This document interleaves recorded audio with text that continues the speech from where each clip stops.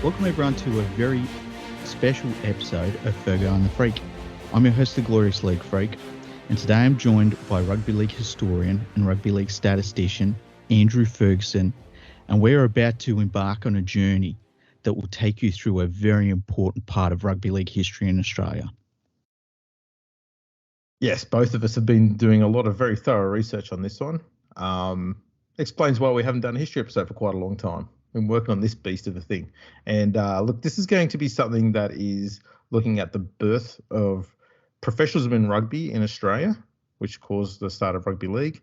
And we'll also go through the 1908 season in full to go through everything that happened to form the game, how the clubs all formed, all that sort of stuff.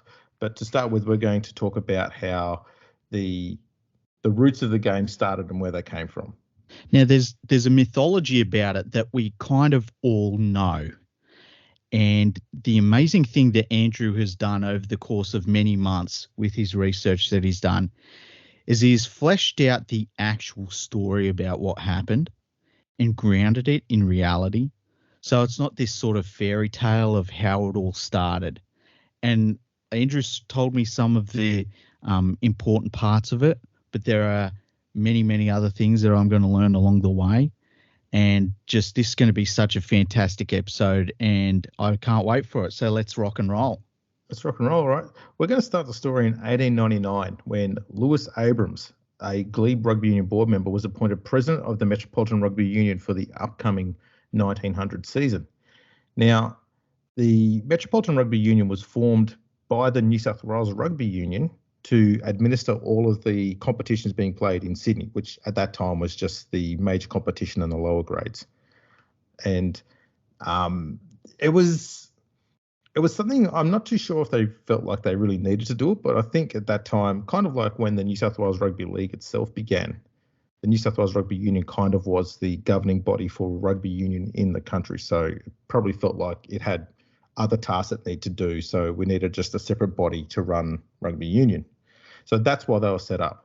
And Lewis Abrams was the first president of that board. Now, I mentioned Abrams in the episode we did on Glebe quite a while back. So he started out as an alderman for the Glebe Council, was there from 1893 to 1898, had a lot of involvement in a lot of sporting groups in Glebe. So he's the secretary of the Glebe Cricket Club for 9 years, president of the Bicycle Club, and secretary of the Glebe Free Trade and Liberal Association. And this is something we're going to find a lot of too. There's a lot of politicians in all of this. Mm-hmm. So Abrams was largely responsible for the introduction of what was called electoral cricket, which was essentially the residential rule that would later be used in both Rugby Union and Rugby League for many decades. He was also a key man involved in the creation of the Metropolitan Rugby Union, which I'll try and refer to as the MRU to save a bit of time, I guess, because we're going to mention them a lot. So in 1900, the MRU announced that clubs from Sydney University, Eastern Suburbs, North Sydney, Glebe, Newtown, Western Suburbs, South Sydney, and Balmain would all field teams in all three grades of competition. Glebe was one of the first teams entered into the competition as it was seen as, and I quote, a stronghold of sport. Glebe's side and the new MRU saw them change their jersey colour from black, blue and yellow to the iconic maroon, or dirty red as I'd later be referred to. Abrams accepted the role of Glebe Club secretary. The club patron was none other than Sydney Mayor Sir Matthew Harris. Harris was a very valuable man to have on board, as he wasn't just the mayor of Sydney, he was also president of the Wentworth Park Trust, a ground which had never had a game of football played on it before, but it would become Glebe's home ground in the 1900 season. Harris was also vice president of the Royal Agricultural Society, whose ground was also considered the marquee venue in Sydney at the time as well. Two very, very important people much further down the line, and also for rugby union at the time. And two very important venues within not only rugby league, but sport in general, even to this day, really, but throughout Sydney's history. This is right. So everything's going perfectly fine for a few years. It's not until around about the middle of 1903 that we start to get some mentions of not so much angst, but a little bit of agitation, I guess, by some players towards some of the officials. Sean Fagan's book, Pioneers of Rugby League, he's mentioned a incident in there where a bunch of players were getting a train to Brisbane to go and play an interstate game up there, which this tour included future rugby league players Alex Burden, Dinny Lucky, Peter Moyer, and future Secretary Ted Larkin. They all noticed the tour party included many, many rugby union officials from the New South Wales Rugby Union. One player said, "There seemed to be as many officials as players on the trip. The situation was made worse when the officials ate oysters and drank whiskey on the train, but the players didn't get any." It's interesting to hear the real life experiences of the players and just what they were seeing through their eyes, and seeing it at that level through a train ride. Not only taking that into account, but then they were going to Brisbane to play in front of a big crowd that they knew were paying money. And they would have started to do the math on all of it. Yes. So it's worth noting here too that at this time and from 1900 onwards, players who played representative football, rugby union, outside of the state that they were playing their regular games in, their club competition in, they would get an allowance, and they usually got their travel paid for. The allowance was basically a pittance. So in this case, in 1903, it was 3 shillings. I've done a bit of bodged up maths to try and find out how much that might have been worth in today's money. Where did I write that? It'd be about $24. Man, it's a pretty good price for a professional sportsman. But before they even got on the train to make the journey out of Sydney to Brisbane, from that 3 shillings, they then were told they had to go and buy a straw boater hat, to which they would be given a complimentary light blue band that would be added to the hat. So they didn't even give them the hats. No, just the light blue band that goes around the top of it, the decoration they gave them.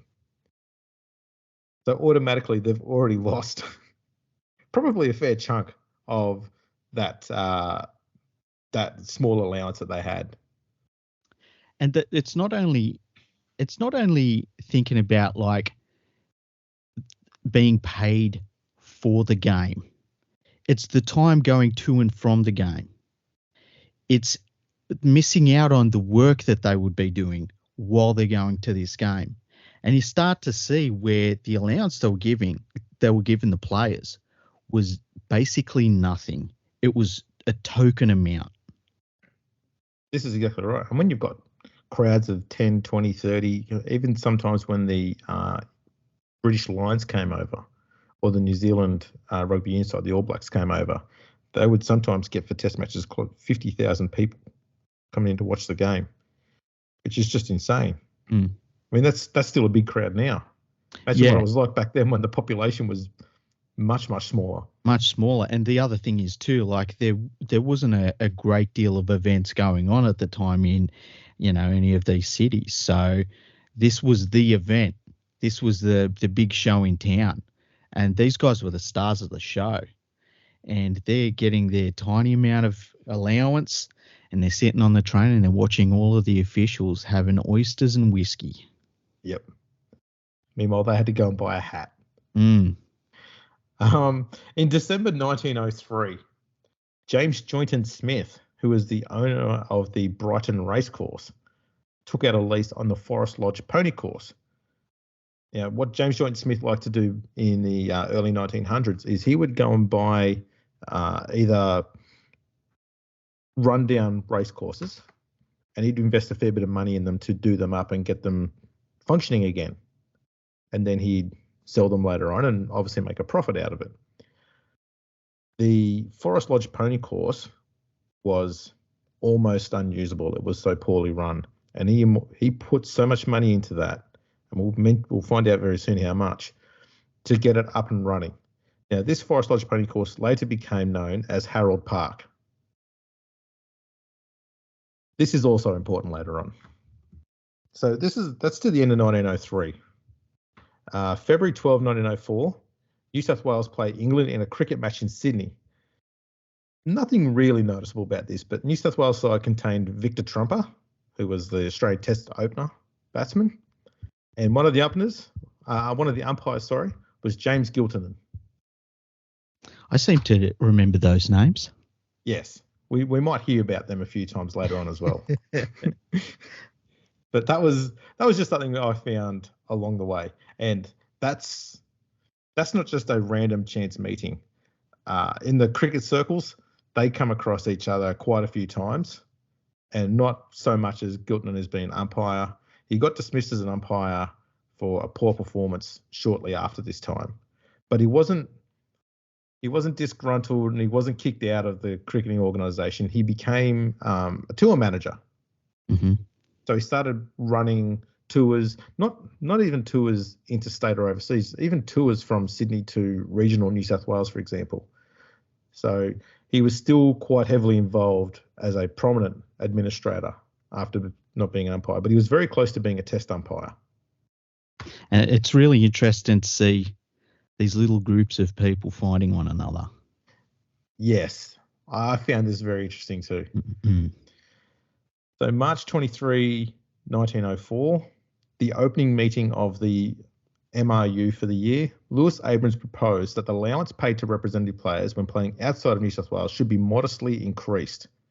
The board rejected it. It wasn't even close. They shut him down. And he came to that idea after hearing about some of this disgruntled chatter from the train rides from the year before. Mm-hmm. What best way to deal with that than to give them a little bit of extra money, makes them happy, stops them from complaining, we can all move on. And the thing too is that the money was there. That needs to be remembered. It obviously wasn't going on the players. And as you said, the crowds were fantastic for these games. So the money was there and they flat out rejected the idea. Yep. Didn't even entertain it. Just shut him down, said no. And he will remember this. And that's also interesting. June 24, 1904, James Joyton Smith opens the Forest Lodge Racecourse, which he has renamed Epping Recreation Grounds. He's poured over £3,000 into the renovations of the venue. So what would that be? Let's see. £1 is $158 today, back then. So I forgot to do the math. So 3,000 times 158. It's going to be around about $470,000. Wow. Jeez. Yeah. He put in a lot of time and money and effort into fixing up these racetracks, and that was a big one. He went from being a rundown venue that was barely used to one of the marquee horse racing venues in the state almost overnight.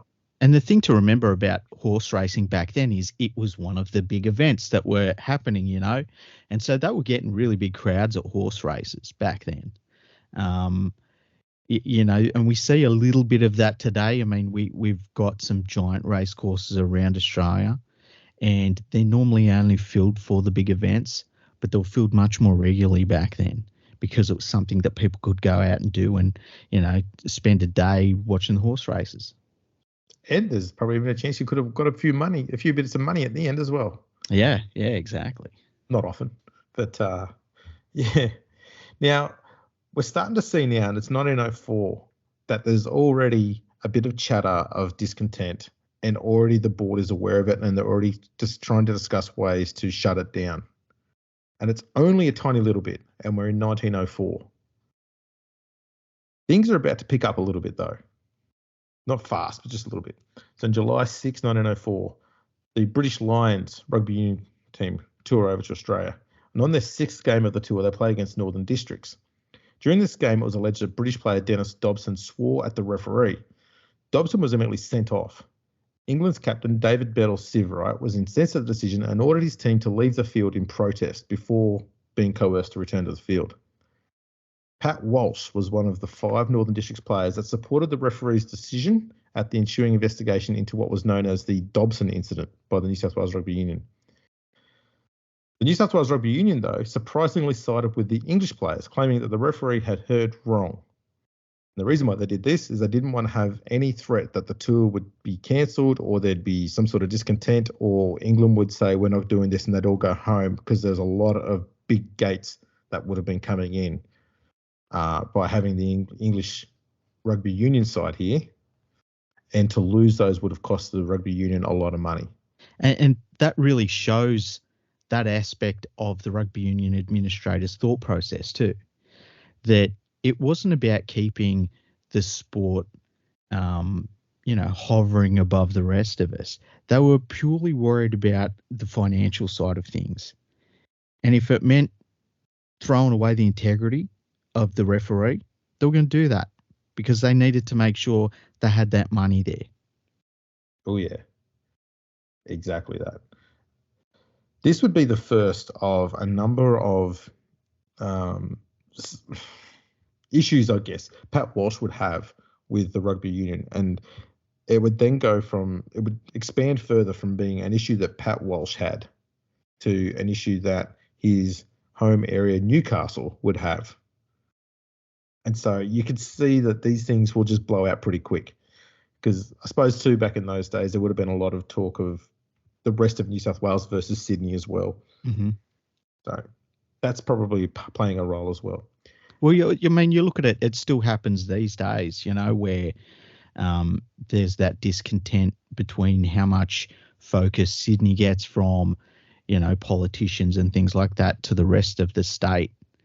And back then, you had like places like Newcastle were just trying to establish themselves still to a certain extent. And, though the big smoke is about Sydney, that's a saying about Sydney. And, you can see that. And it's really interesting to see all of these little things folding into one another already. It's fantastic. Oh, yeah. So 3 weeks later, on July 23, 1904, Australia played Great Britain in a test match at Brisbane's exhibition ground. Gleb's forward, Alex Burden, playing in his 3rd consecutive test for the Wallabies, scored the opening try that gave his side a 3-0 lead at half-time. During the second half, though, he suffered a very heavy knock to his shoulder, which forced him to leave the field. Typical style, though, he returned 17 minutes later, but it wasn't enough. Great Britain went on to win the game 17-3. For Burden, though, it was the start of an extended layoff from playing and from work. He would return for the following season, but he ended up with a niggling shoulder injury, which would take quite a bit of time to heal because he wasn't too sure what it was. Obviously, medicine and medical services back then weren't what they are now. So, and when you had to go back to your job the following day, you weren't going to risk going to the doctor and getting bad news. You just go to work and work through it. Yeah, and the other thing too to remember is that there wasn't a social safety net for people back then. If you couldn't work, you couldn't earn money. And that was it. There was nothing there to save you if you couldn't work. And so when you think about it that way, all of these sportsmen that were going out playing a really physical sport like rugby is, it was a risk and it was something that they had to weigh up. And that also has to be taken into account. This is right. And for Burden, I believe he was a hairdresser or a barber. So not being able to use your arms is pretty important. Mm. So that was 2 major incidents happening in 1904. As you can see, we're starting to build up a bit of a resume, I guess, against the administrators of Rugby Union. It's still very small, though. In April 29 of 1905, James Joyton Smith is one of 2 men interested in purchasing land at Albion Park next to the racetrack. I think it's where the hotels were. 2 months later, after playing a starring role for New South Wales against Queensland, Pat Walsh is oddly dropped from the stateside, confusing everybody. The referee newspaper stated, Walsh's exclusion is simply a Chinese puzzle. No one could understand why he wasn't picked. He was reported everywhere as being the best lock forward in all of Australia and had been for years. And all of a sudden, He's not picked. And no explanation given why. Mm-hmm. August 5, 1905, Balmain player Joe Apolloni sent off after the referee claimed he was struck by him. The Daily Telegraph stated he struck at the referee. Another newspaper, the referee, stated that Apolloni came into conflict with the referee, whom he attempted to strike. And this is the thing, the media, because journos had to be there to report on it, if they're not standing in the same spot, they're sitting in different locations, they're going to get two different versions of what happened. Yeah. And this is what's happened here. It was never known whether Apolloni struck the referee or not. The following week, the MRU held a unique meeting to discuss the situation, but defer their decision until a further meeting. However, the Balmain delegate at the meeting, Pat McQuaid, revealed that Apolloni is set to be disqualified despite the fact that McQuaid presented 25 pages of witness statements defending Apolloni, while the referee, Mr. Nelson, only produced 1 page of evidence. The committee sided with the referee and it was decided that Apolloni would be suspended for a number of years yet to be decided. Wow. This is the start of some dramas between the Balmain club and the Rugby Union officials, and that also becomes important. August 14, 2 days later, Balmain Rugby Union hold an urgent meeting about Apolloni. The committee move a motion that Balmain withdraw from the competition as a protest against the action of the union. The resolution was narrowly defeated by 1 vote. That's, that within itself shows there's sides starting to be drawn in a lot of different areas within sport, within Sydney and New South Wales. It's not, there are people within sport in New South Wales at this time that are starting to ask questions and they're starting to want something better to happen. And they're starting to take stands too, which is really interesting. Yes. So 2 days after the Balmain meeting, the MRU have confirmed that Joe Apolloni is to be disqualified for a total of 10 years. Wow.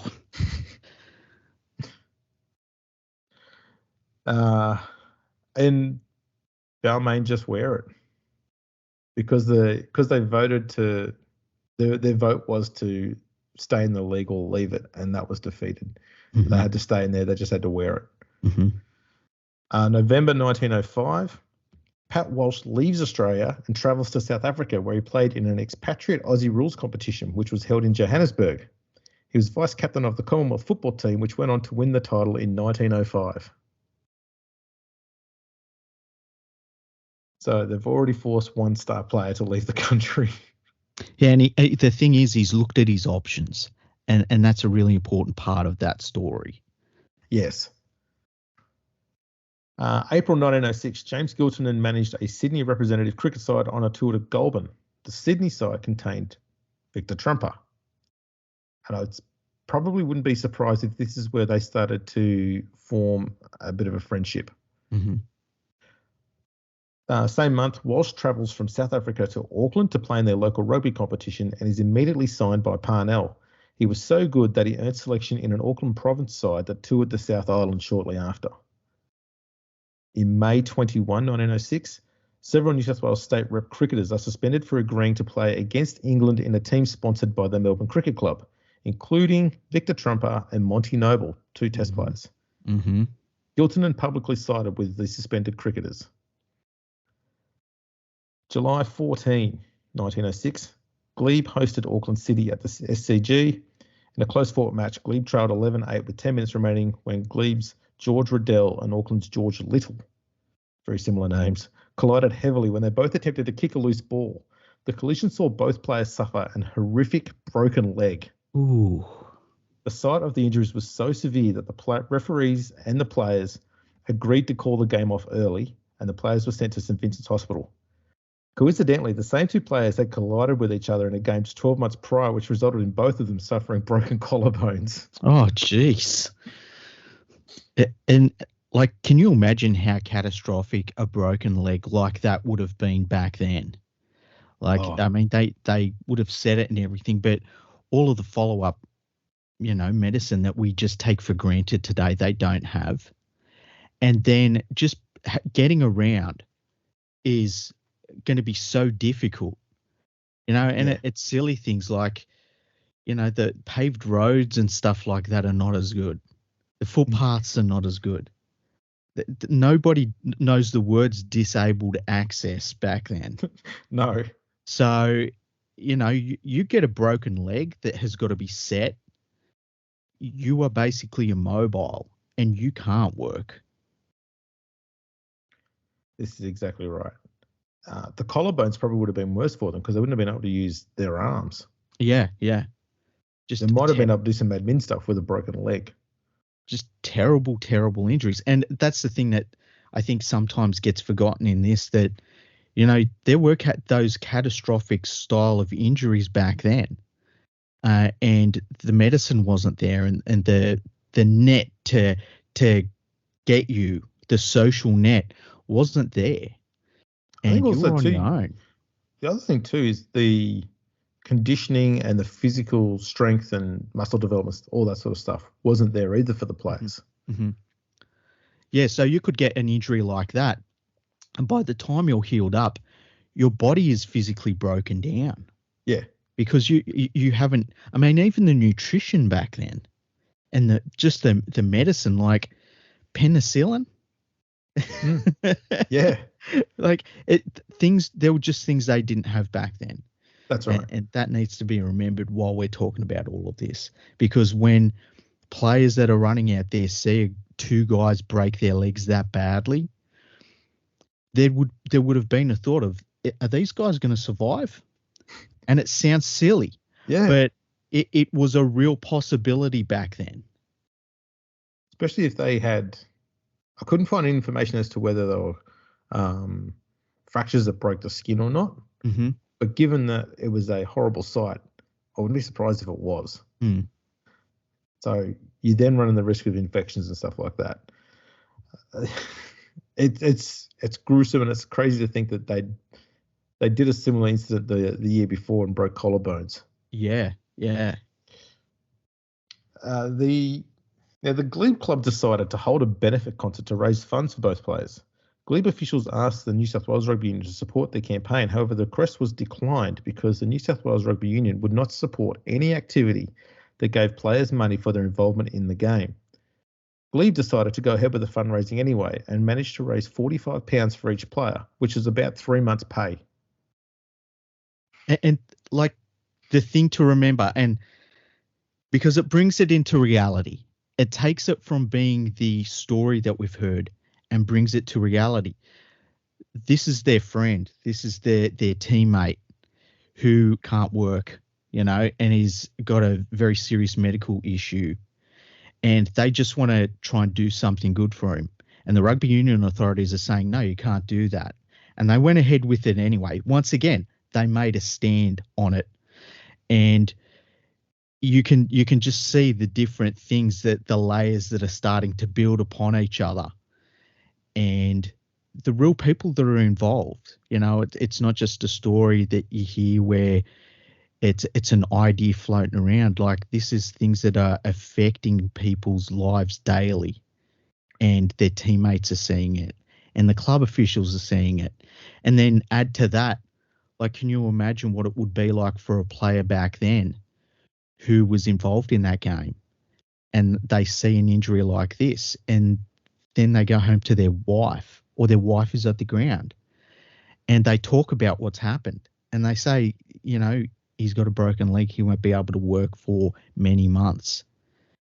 There's considerations that players have to make about their lives, and whether playing the game just for the love of the game is worth it when there's so much on the line out there.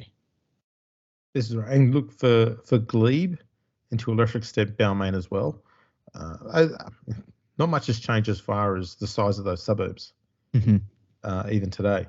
But back then, very small communities within Sydney. Yeah. And they were labourer communities. They all worked on the docks around that area there. Mm-hmm. So they were all very close-knit, especially Glebe, very close-knit community, that one. The players would often be seen at the pub drinking with the fans after games and stuff, because that's what they did. Mm-hmm. So you knew all the players personally. They were like your mates out there you were watching. So that's the end of 1906. And again, we're starting to see a bit of drama there. Actually, forgot to mention, after that game, about a week later, former Glebe Rugby Union board member Joe McGraw publicly criticised the New South Wales Rugby Union for not helping Burden back in 1904 or Riddell in this instance here in 1906. The Rugby Union shortly after agreed to provide extra financial assistance to both Riddell and Little. Just one-off payments, so it's not a system that they've brought in. It's something they've done because there's a bit of backlash out there, Mm-hmm. and they just want to nip it in the bud. That's basically what's going on. So that's what they do. They provide a little bit of money there. It's enough to quell the animosity that's going on at the time. So now we move into January of 1907, and there was a meeting held at the Bateman's Hotel. That will also come up later on, which was convened, and I quote, to urge the removal of the disqualifications imposed by the Cricket Association upon the leading players of New South Wales. Trumper is at that meeting. Mm-hmm. It worked. They got their bans lifted. April 3, 1907, at the meeting of the MRU, Mr. A.W. Green moved on behalf of Mr. E.S. Marks, who was absent, and I quote, that an accident fund be instituted within the Metropolitan Rugby Union. A lengthy discussion took place before going to a vote where the motion was defeated by 10 votes to 9. Wow, that was close. The next business of the meeting saw the secretary receive an increase of his salary to £250 per year. Wow, holy. That's a little bit outrageous. Yes. The lack of accident cover meant that the onus of insuring players from injury fell to the clubs and possibly even directly onto the players themselves if the clubs didn't want to do it. This is a big, big issue for all the players. Mm-hmm. And again, we've seen another incident where we can help the players out. We've got the money. They've had some huge years for crowds and some big tours go on. The money's there. They can do it. And they say, nope. And on top of that, they give themselves a pay rise. Yeah. So back then, the average labourer's salary was £200 a year. So the secretary of the New South Wales Rugby Union had moved his up to £250 per year. So he's being paid more than the man slaving away on the docks. This bloke's getting paid more to sit at a typewriter. Yeah. I'm talking like from the mindset of the players themselves. But not only sit at I go to work and I bust my backside every damn day. And then I come out and I play this game, which I don't get paid for. We get huge gates, and all of my graft and all of my hard work to help get people through the gates leads to someone else getting money that they didn't earn. And and it's like everyone would have been talking about it. You couldn't not talk about it, especially when, the previous year you've been dealing with players that have been very badly injured. You've done fundraisers for those players. And the discontent had been there for a few years now, and then this happens. And you can see where the players and club officials are just, they must have been so angry when they heard about what had happened, the way the vote had gone, and then they vote through a pay rise. That's outrageous. So the discontent is simmering, and it's on a few different fronts. There's selections. There's supporting referees when it suited the union and not the players. There's not helping players who are injured, even those who have been hospitalised. Mm-hmm. And then that matter there as well. It's like they're constantly shooting themselves in the foot and ignoring all of the criticism that's coming their way. Meanwhile, they've got plenty of money as well to deal with all of this straight away and could have done years ago. And that's the weird thing about this whole situation is that, I don't know. It's hard to tell whether at the time they had isolated themselves from the complaints, or they just completely dismissed them. It seems as though they just dismissed the complaints. And it's hard to see why they would do that. It's probably just because they wanted to hoard the money. Simple as Yeah, that. that's what it seems like, doesn't it? Because, you know, when you look at the decision that they made with the British and Irish Lions tour, and that they were worried that that was going to get called off, and they were very focused on the money there. It really does just seem like they just wanted to keep all the money. Like, it's hard to find another reason why they were making all of these decisions that makes sense other than they just wanted to have their cake and eat it too. Yes. And it's one thing to keep the money if you're being frugal everywhere to save money. But that's also not the issue, because as we spoke about back in 1903, they're dining on oysters and whiskey. Yeah, they're living it up on this money. So they're not being frugal at the same time. And then they're just giving themselves a pay rise. Mm-hmm. The following month, May 1, the referee reports the announcement that a syndicate in New Zealand were proposing to bring over a team of players to oppose Northern Union teams next season. It was stated on behalf of the would-be promoters that the team would include many prominent players who were prevented from making the journey with the All Blacks, and that the side would even include some of those redoubtable men. For those who don't know, redoubtable means formidable opponents. Mm-hmm. This is when I think rugby union officials start to go, ooh, should we? They're at a crossroads here. Do we stay the course, mm-hmm. or do we change the way we do things and nip this in the bud really fast? And one means they've got to take a fight head on, which they've never had to bother really doing before because they've never had any competition. And the other means going back on what it means to be amateur. It's something that they've stuck steadfastly to quite a bit so far already. So neither of them are positions that they want to be in. Yeah, and like the interesting thing about the amateur status is that it was for the players. It was never for the officials. The officials were professional officials. Yes. And they, like, that's the thing that I don't understand about their mindset. And it's crazy to think that anybody would have earned money out of the game and then looked at a player and said, oh, no, you're not allowed to earn this money because you've got to be an amateur. It makes no sense to me. Nor did it did to most of the players. Mm. Now, May 4, 1907, this is 1 month and 1 day after the Rugby Union had decided not to provide any accident cover. Sydney played South Sydney in a match at the SCG. It was at the end of this game when Alex Burton infamously broke his arm. With no insurance to cover him while he was injured and unable to work, Burton's feeling of anger towards the Rugby Union for twice failing to help him started to peak. Mm-hmm. 5 days later, the referee reports, Mr. William Wilson Hill, Secretary of the New South Wales Rugby Union, is one of the ablest of present-day New South Wales forwards, but the laws as to professionalism in rugby football are so rigid that by accepting the appointment of Secretary to the Union, he becomes debarred from playing. Though Mr. Hill is classed as professional by the rules, he is morally an amateur and much more entitled to the privileges of amateur footballers than those who will professionally coach teams.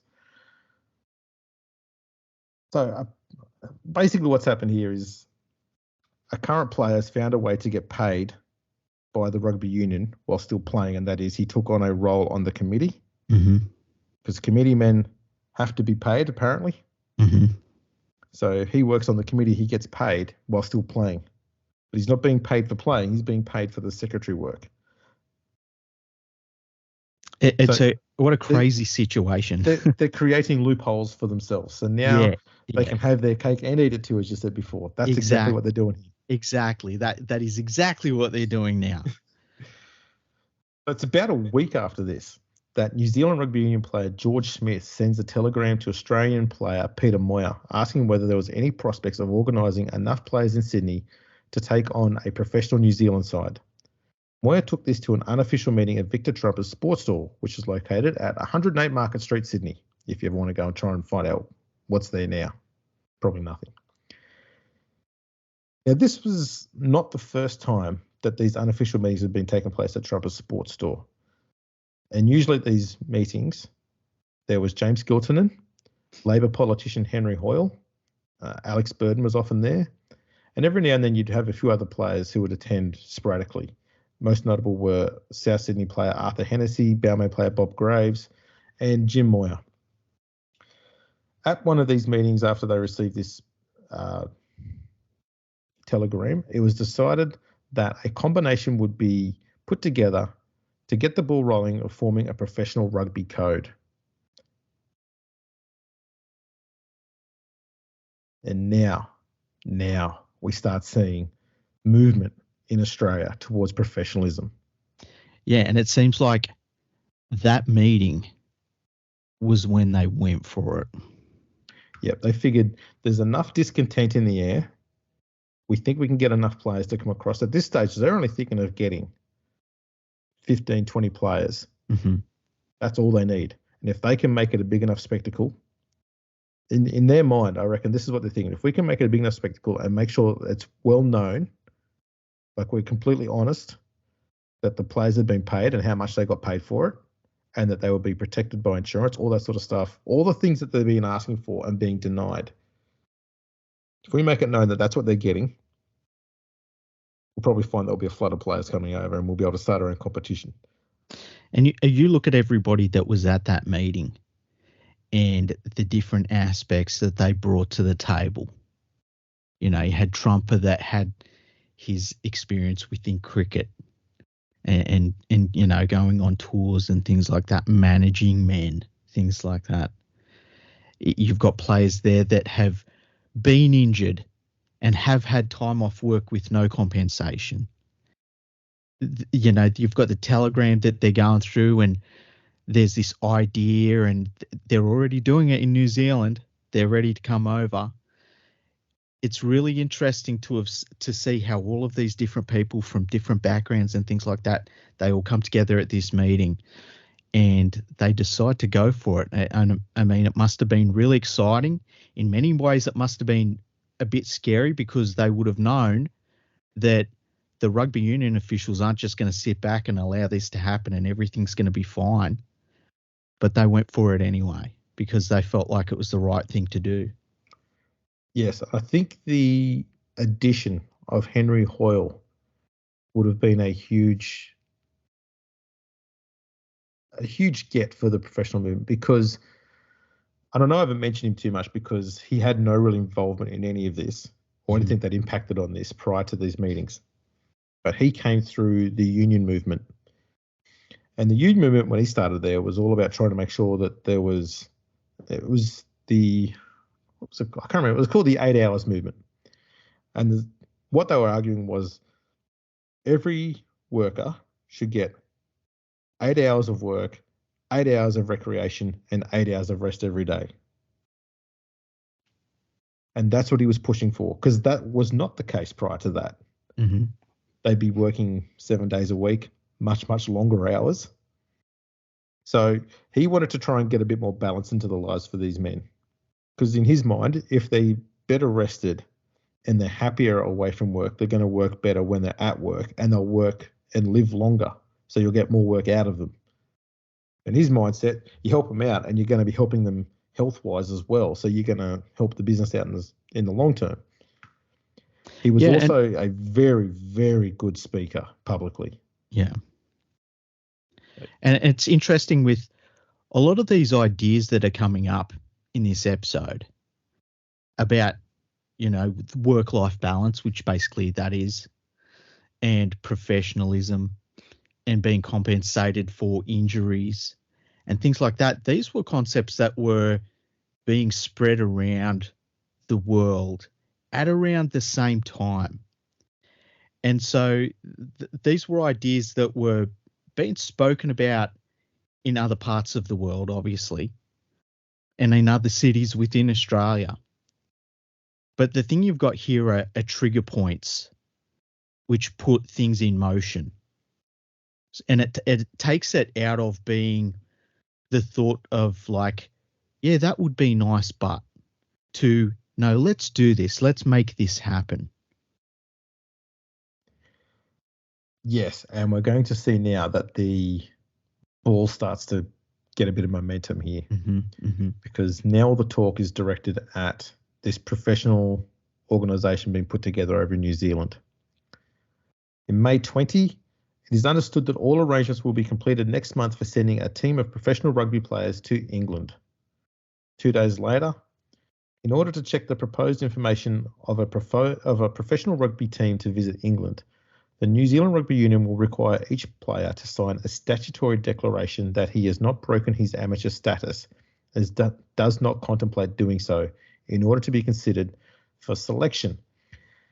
The selection is what's coming up over there at the time is a match between the North Island and South Island of New Zealand.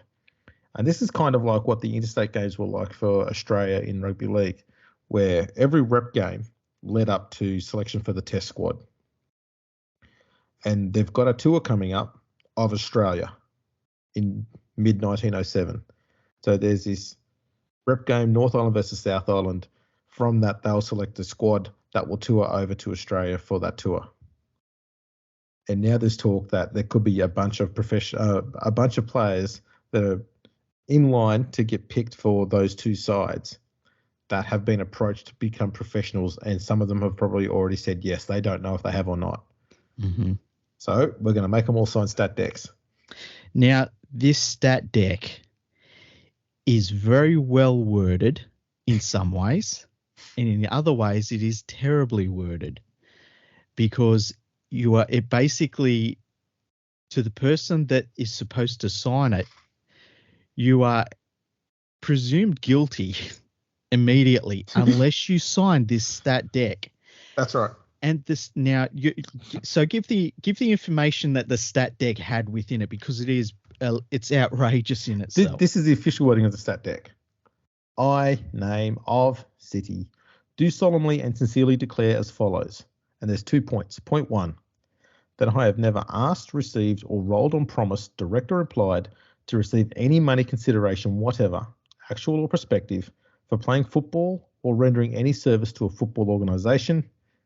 And 2, this one's wordy, and particularly that I have not asked, received, or relied on any promise, direct or implied, to receive any money consideration whatever, actual or prospective, or to receive any benefit from, nor have I promised or asked to be permitted to take part in any manner whatsoever in a scheme having for its object the sending of a team of rugby footballers from New Zealand to play football against teams of the Northern Counties Rugby Union of England.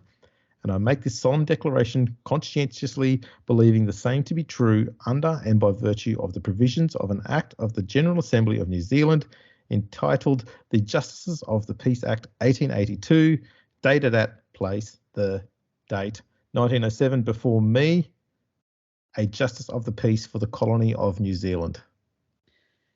Now, there are 2 parts to this which I found fascinating. Number 1, and I think it's fair enough, they're basically asking if you've been involved with any negotiations to become a professional player. But they're also asking if you've been approached. That's right, yes. And just think about that. Has somebody approached you? If you can't sign that because you've been approached, you might not have any thoughts of playing professional rugby. Exactly right. You might think it's a silly idea and told the person to go away. But you can't sign that stat deck if that happened. Yeah, point 1 is not entirely in your control. Yeah, exactly.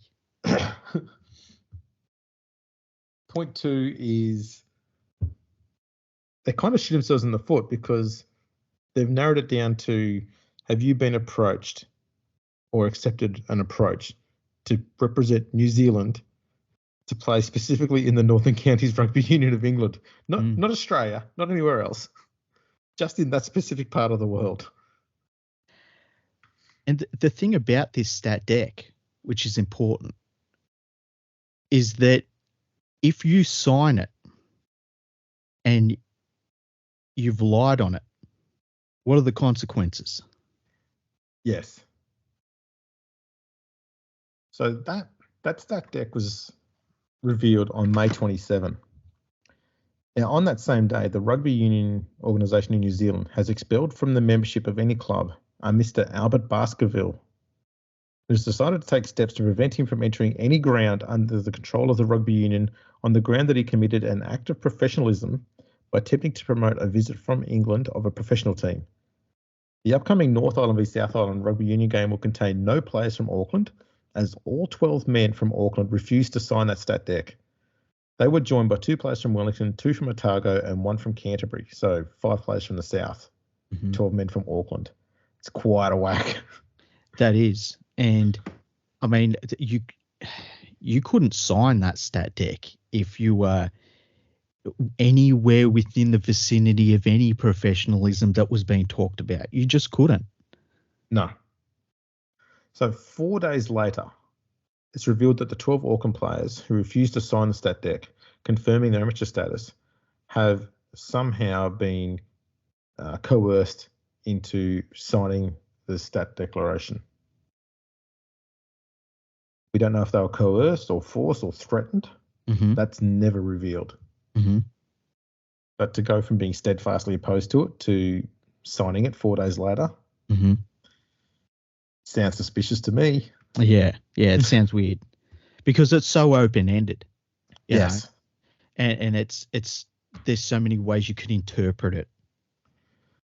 Now, we'll see later on too that the stat deck thing, it becomes an idea for the New South Wales Rugby Union as well. June 1, 1907. So we've just gone another day. The English Northern Union has completed arrangements to play 27 games against the New Zealand professional team, which, it is understood, will tour in the north of England during the upcoming season. The Northern Union has banked £3,000 as a guarantee towards the visitors' expenses. Wow, that's a lot of money. That's a lot of money. Yeah. But that also shows, it's kind of, I don't think it's intended to, but I think it's kind of a bit of a flex. You know, we've only been around for 12 years. We've already got $3,000 that we can just pop in the bank and still have plenty of money left over to run our competitions. And the other thing I think it does is it's transparency. You know, that's a huge thing too in all of this. Yeah, in that, you know, you're not going to come on tour and we work it out at the end. Here's the money. Yes. Now, 4 days later, it's reported in the media who the men, or who most of the men were, who refused to declare their amateur status to the New Zealand Rugby Union. And they only provided the surnames. So they went with Smith, Tyler, Cunningham, Gillette, Nicholson, Sealing, Francis, Casey, Johnson, Booth, McDonald, Abbott, Cross, Wright, and Byrne. It is also revealed that the professional players stand to earn £200 after all expenses were paid. Wow, that's a good amount of money. It's basically a year's wage. Yeah. 6 days later, June 7, representatives of the New South Wales Country Union and the Queensland Rugby Union were asked by journalists from separate newspapers on their views of professional rugby, and both bodies were adamant in their opposition to professionalism, and that so too were all of their players, or so they believed. So now the media, and it's worth pointing out, the media is at this stage not in favour of professionalism. Some of them are a lot more clear about it. So the Daily Telegraph was one that was pretty clear that professionalism was not on. The Sydney Morning Herald was, as it was with everything, was very matter of fact. It didn't really get into biased opinion or anything like that. If there was going to be any, it'd be something that they asked of someone or something that someone told them. And, you know, someone comes and says, I have this to say, and they put it down as a letter to the editor sort of thing. Yeah. That's basically it. So now we're starting to get the media asking around, what are your thoughts on professional? What are your thoughts on it? And it seems to be that They're going to the people who they know are going to give them the answer that they want. Mm-hmm. It's very targeted. There'll be a few more coming up as well. The following day, June 8, the first interstate clash of the rugby union season took place at the SCG in front of 30,000 fans.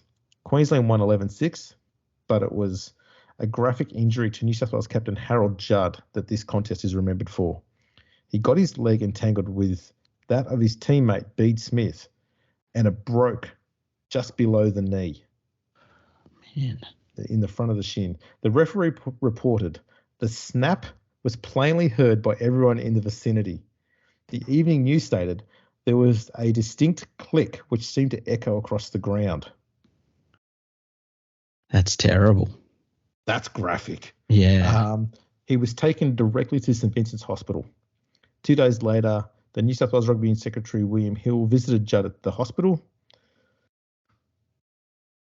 Now, it's around this time, and I haven't been able to find a date, but it is around mid-June that the MRU has a meeting and they decide to buy Harold Park from James Joynton Smith. And they agree to start covering medical expenses for injured players, starting with Judd, but not going back any further than that. So Alex Burden, again, misses out.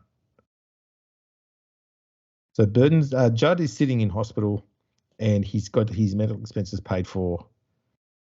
And there was possibly even some chatter at the time about whether they would compensate some of his wages, because at this stage, they would have known how long it takes for a player to recover from a broken leg. They dealt with 2 of them just a year before. Yeah.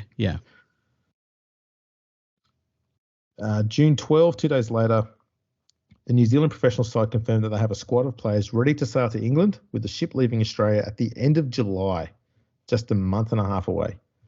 The squad, though, could not be named due to the stat declarations that they'd been made to sign. Now, one of the things to think about right now is that these players from New Zealand have got a guarantee for their living expenses of £3,000 up front. Yeah, all their costs are paid for when they're over there. Now, the thing to remember is the crowds they're going to play in front of are not any bigger than the crowds that they're playing in front of. So they know that the Rugby Union has this type of money. But the Northern Football Union in England, which is what we call the Rugby Football League today, they have this money and they're giving it to the players. They're sharing it. They're not just keeping it for themselves. And that's something to remember, because it's kind of amazing to think that the rugby union authorities were just keeping this money. And here you've got basically the Rugby Football League, and I'll say that so it doesn't confuse things. The Rugby Football League is showing that the money is there and you can pay the players and still have the money available to run everything. There's no reason to not pay the players. Yeah. And hell, there's probably plenty of money left over to, give officials some decent pay as well. Yeah. The officials wouldn't have been going without. That's for certain. Exactly right. Now, it was also around this time that one player revealed one of the New Zealand players, why he initially refused to sign the stat deck. And this was his answer, quoted. For instance, I, like others, pay my subscription to a club to play football with the other members. I also pay $1 a week to go out to the grounds. And why should I have to sign a declaration? I've been an amateur footballer for the past 14 or so years, and my status has never been questioned. Why should it be questioned now? How could anyone who played for the love of the game be asked to go before a justice of the peace and sign something binding him over to a certain body, the penalty being that if at any time he broke it, he would be liable to imprisonment? It's just the principle of the thing that I'm fighting for. I wouldn't sign a declaration for either side, union or the professionals. And I mean, that's everything. That is everything. And you can see it just adds more discontent. Yeah. Even for a player like him who isn't committed to either way, he's just not going to sign something like that with as he said, the possibility of jail time for a document that could be interpreted a lot of different ways. Exactly right. Like, can you imagine going to jail because it turned out somebody come up to you and offered you a place in the professional team which you dismissed them completely and told them to go away, and you still end up in jail over it. That's right. Now, a counter argument was made by one New South Wales Rugby Union official, which simply stated, if the union did not stand firm, the young players would eventually be corrupted by professionalism. This is some of the language that we start to hear a little bit over the next coming months. Mm-hmm. And let's be honest, it's not helping. No, and it's very emotive language. Yes. It's very trying to shame the players. Yeah, and I tell you what, it's very self-righteous for the Rugby Union administrators who are getting paid. Yes. Now, June 16, the Truth newspaper in Brisbane reports, present appearances indicate that the professional rugby scheme has fizzled right out. Baskerville, who is credited with being the arch conspirator, has attained a very fair measure of notoriety throughout the colony at the expense of being put up for concocting such a vile project and attempting to besmirch the fair fame of New Zealand rugby. That's another newspaper that was not exactly for professionalism, as you might have got that impression. Yeah, and it's very interesting. The language changed, isn't it? It is. Now, there's a reason why they've come to this conclusion, and that's because Baskerville, much like anyone else involved in the professionalism movement, has not said anything to anyone in the media. Oh, wow. So they are left to guess. And what we're seeing here, you'll hear about it all here, is a lot of speculation. Mm-hmm. And that speculation being run by the media and reactions by rugby union officials that they keep talking to drives up this animosity and anxiety within rugby union that something big's happening, but there's no facts to prove it. They're jumping at shadows at this stage. And I guess the other thing it would have been doing also indirectly, and probably not the consequence they expected, it's driving interest in what's actually happening. Exactly. In terms of like, what is this thing? I want to know more about this. It all seems something's going on. Tell me about it, Yeah. And as every time the rugby union responds in an aggressive manner, more and more players go, yeah, I think I might give it a look. Yeah, and there would have been players that would have been reading the quotes from the officials and knowing that they were well paid and they had seen them once again. We go back to that train ride, people, the type of people that were having oysters and drinking whiskey, and here they are coming out in the paper and really going after players' integrity and other people's integrity based upon earning money out of the sport while they were earning money out of the sport. Yes.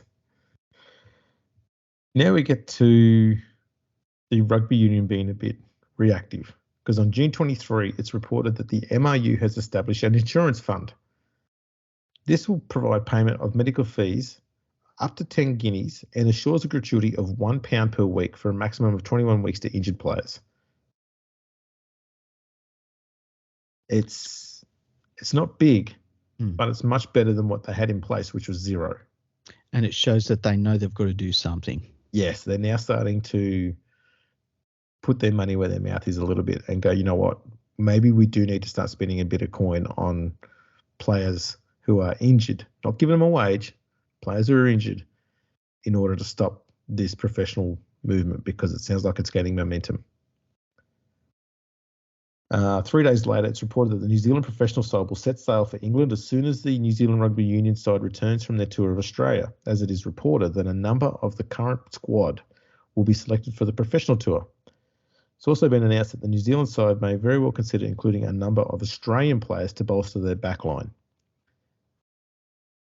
Interestingly, the success of the South African Rugby Union tour of Great Britain has been followed by a proposal that a South African professional team should also visit England.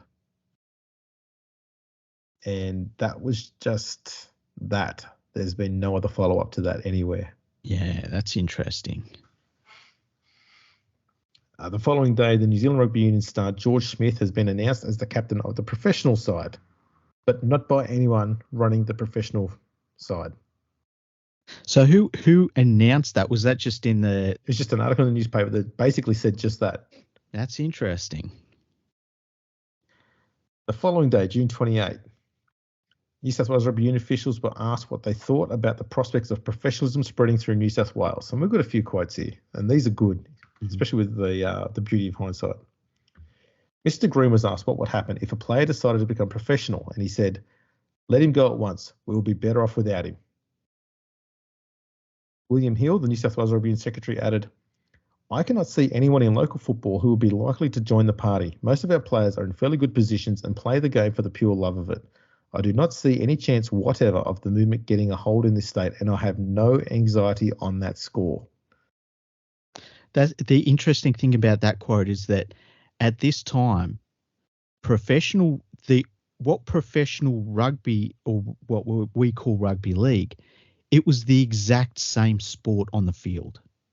Yes. It wasn't like the rules were different, or it was the exact same sport. Yeah, it was going to be just rugby union, but players would be better looked after financially if they were injured. Yeah. Mr. Howe, secretary of the MRU, said, this one's good. "Knowing the players as I do."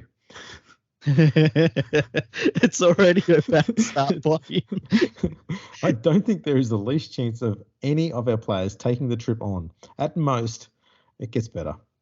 What is there in it for a player? He'll probably make £200 for 6 months' works, with its attendant risk, for the bulk of the money will go to the promoters of the trip. And considering all this, I don't for one minute think that any of them will be so foolish as to risk their amateur status for what, after all, is no compensation." Oh, my goodness. Okay.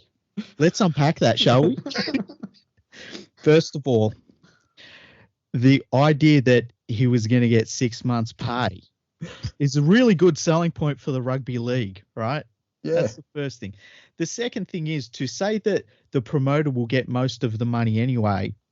That is exactly what the rugby union was doing. That's why they had tours. The promoter and taking all of the money. Yes. The whole structure for rugby league tours was exactly the same as rugby union, except instead of the governing body holding all the money would be dispersed to expenses, and the players and the league would get a percentage at the end. Mm-hmm. And in the early days, the first 2 or 3 tours, I believe, were funded by private enterprises, so people who wanted to invest money in it, because it was too much for the league. They didn't have the operating capital at the time. So a lot of the money they got from gate receipts paid the person first who funded the whole thing, and then the players got was, the share of what was left over. But all the expenses were paid along the way, so they didn't have to. There was no out-of-pocket expenses for the players. But can you imagine what the players at the time felt when they read that quote? 120 plus years later, it is absolutely outrageous. At the time, these players must have been furious to read that sort of stuff, especially while they were all being attacked and their integrity was being attacked. And by the way, they're all still rugby union players. No one's played rugby league, or no one's played professional rugby yet. No, that's right. It's absolutely crazy. Oh, there's 2 more quotes here. Okay, go on. Tell me them. This is from an unknown board member of the New South Wales Rugby Union. "It looks to me as if an attempt is being made to push some of the trouble that has been stirred up in New Zealand onto us. But the public may rest assured that if occasion arises, my union will take action, quick and lively, to deal with the men who encourage any such proposal of professionalism." And the other one is, "I don't think even the old crocs who have been out of the game for some time would accept such an offer. Another thing I can't understand, the promoters of the professional team in New Zealand asking Sydney for backs, seeing that the only prominent 3-quarter they have any knowledge of is Charlie Russell, and Russell would hardly have the offer on his mind. I don't think there is any hope of a man like this leaving home for any offer of this character." Wow. It's worth noting that Charlie Russell lined up for the Wallabies in their 1909 series against the Kangaroos, which then meant he became a professional. Wow, that's interesting. It's also interesting to think about that when you consider that, and a spoiler alert, eventually the New Zealand professional team picks up probably one of the biggest sports stars in Australia at that time, and he's the one that joins them. Yep. And not even the New South Wales Rugby Union are looking at him either. Yeah, that's unbelievable.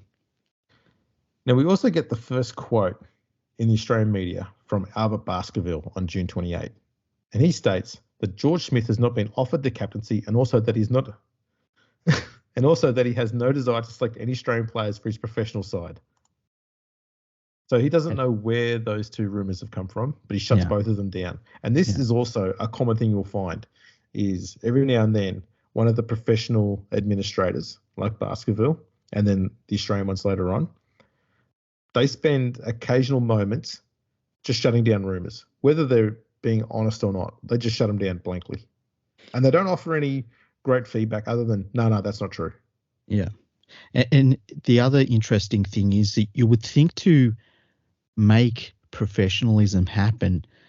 I mean, if it happened these days, and we've seen it in different sports, and we've even seen it in rugby league at times, you would normally see the new administrators come out and make a lot of noise, make a lot of promises, and be on the front foot.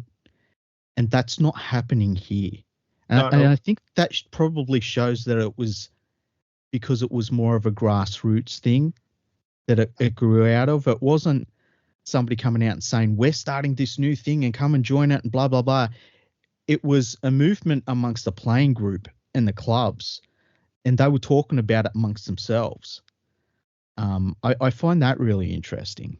But that's exactly what it is. It's a player-driven thing. Because at this stage, Albert Baskerville is a young fella himself, and he's currently a player at this time. Mm-hmm. And so a lot of this is, I feel, the people running the professional movements are protecting the players. That's why they're not naming anyone. Yeah. And they had to do that because if they mentioned anyone, that player would then be banned. Yes, and also they might risk losing that player. Yeah. July 6th, final arrangements have been finalised for the New Zealand tour. The professional side is rumoured to contain 16 forwards and 9 backs, hence why they were asking for Australian backs. Mm-hmm. That's not factual either. The squad was a bit bigger than that. 2 weeks later, on July 19, rumours suggest that the professional tour to England has been dropped amid suggestions that Australia would be keen to play professional games against New Zealand instead. It is understood that a professional rugby union destined to affiliate with the English Northern Union is being formed in Sydney. Again, none of that has been discussed yet. Mm-hmm. It's more jumping at shadows. July 21, 2 days later, a list of players rumoured to be certainties for the professional tour has been declared as not correct by Baskerville. Again, just shutting it down. August 1. And this is where things start to really pick up. It's been rumoured that the professional rugby team has accepted an invitation to play a game in Paris and another in California. 160 applications were received for places in the New Zealand squad. 3 matches are set to be played in Sydney, and it is possible that games will also be played in Melbourne and Adelaide. Wow. Again, nothing's been revealed anywhere. Mm-hmm. This just turns up.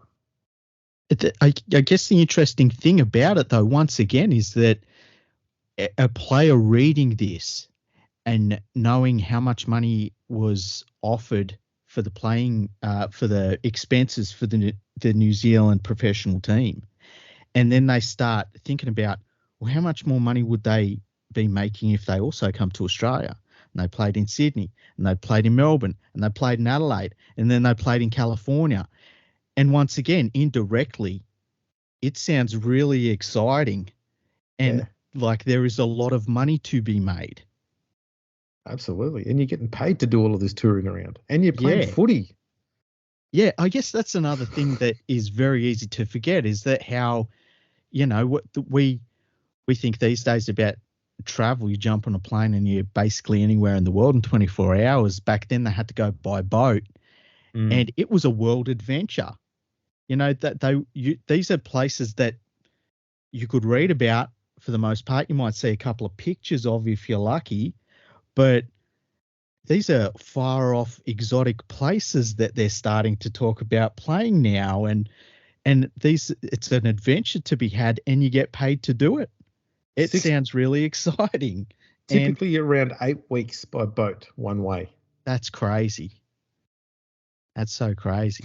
Yeah. And I guess the other thing to think is of all of the places that they stop along the way that you get to see as well. Yeah, that's right. Because I think that one went via Sri Lanka Mm-hmm. and went through, like below the European parts of Greece and stuff like that. Italy would have went that way. Mm-hmm. August 2, the following day, it's revealed that James Giltinan is organising games to be played in Sydney later in the month against a New Zealand professionals. 2 days later, a widely circulated rumour suggests that Dally Messenger, the brilliant New South Wales three-quarter, had been invited and had accepted an invitation to join the professional rugby team, which is about to leave New Zealand for England. Messenger was interviewed about the rumour, to which he replied, this is his quote, "There is nothing in it as far as I'm concerned. I've had no communication with or from the organisations of the team. The rumour that I've joined the team is untrue and you may contradict it flatly." I wonder if he had joined it at that stage. I don't think so. Yeah. It's possible, but given that the New Zealand Rugby Union would have been focused solely on organising games in Sydney, Mm-hmm. I think at that stage they would have just been looking to get the games up and running. And if they needed extra players, they'd discuss that after watching the 3 games to see who would be, good to take with them. Mm-hmm. It should have been a shot across the bow to have a star like Messenger, and like if you haven't read about Dally Messenger, he was a proper superstar. To have a player like him linked to it, that should have been the shot across the bow where the rugby union officials decided to do something real. Messenger went on to claim that, to his knowledge, none of the other members of the New South Wales side have been approached to join the professionals. Furthermore, there was also no knowledge as to whether any of the current New Zealand players, let alone who, had been selected in the professional squad. He is shutting everything down hard. Yeah, that's interesting, isn't it? And as I said, it's kind of the opposite of what you'd see today. Yes. You want to be promoting everything and try and talk it up as much as possible to try and generate interest. And they're doing the exact opposite here and generating interest probably even more rapidly. Yeah. The following day, August 5, the Sydney Morning Herald reports, New South Welshmen have been led to believe that if they play against the professionals and show good enough form, they will have a chance of inclusion in the 25 who will visit England, which kind of supports what I was saying about Messenger's comment. Mm-hmm. And also, on the strength of remarks dropped by officials in high authority, there is a feeling amongst a number of our players strongly in favour of professionalism, and is only necessary for some guiding spirit to take up the matter for quite a large number of our present players to follow the lead. Mr. J. Giltinan is, it is understood, taking an active part in making the arrangements for the matches, and, if rumours speak truly, some success has been met with in regard to 1 or 2 captains at first-grade teams. Mr. E. Wiley, who will be the manager of the professional New Zealand team, denies that Johnson and Sealing are members of the selection committee of the professional side, as was rumoured recently. And there's more. There's a lot of news on this day. Mr. Patton, secretary of the Eastern Suburbs Rugby Union Club, said he was afraid that there was at present among the players a strong undercurrent of feeling in favour of professionalism. He's the first club boss to come out and say such a thing. Yeah. August 6th, the New South Wales Rugby Union are reportedly contemplating having their players all sign a declaration stating that they will not play against the professional New Zealand side, not too dissimilar to the declaration that the New Zealand Rugby Union had its players sign. One club official stated that his side would go over as a whole and play in the professional code if the movement were placed on a firm basis, and I'm guessing that was someone from Balmain. You can almost, through time, feel the players and their reaction to hearing that they might have to sign a declaration like they were given in New Zealand. Talk about not reading the room. Exactly. James Giltinan is finally quoted in the Sydney Morning Herald, and he said, "You can take it for certain that next year we'll see 6 teams playing under the Rugby League of New South Wales." That's the first time Rugby League is mentioned in Australia. That's amazing. Oh, what a cool quote that is. And he only said 6 teams. Turned out he got 9. Yeah. You know what it shows, though? It shows that while all of this speculation's going on and there's a lot of focus on this New Zealand team, Giltinan was going around and putting things in place and doing it while everyone was focused elsewhere. And all of a sudden he comes out and he says, we've got 6 teams and it's going to happen next year. And that must have been I don't know if it was a shock to the Rugby Union administrators at the time, because they must have known if they didn't know by now, they were stupid.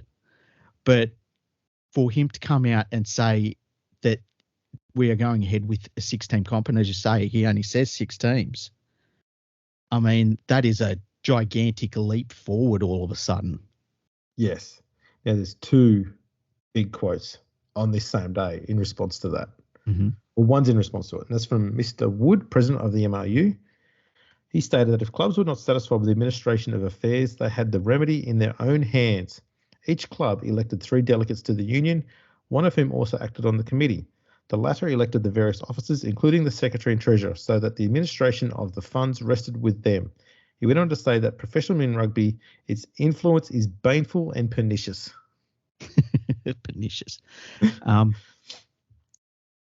Instead of sitting there and trying to soften the blow and try and do something to talk about, what we're going to do to try and get the clubs back, he's gone, what are you running away for? This is a situation that you created.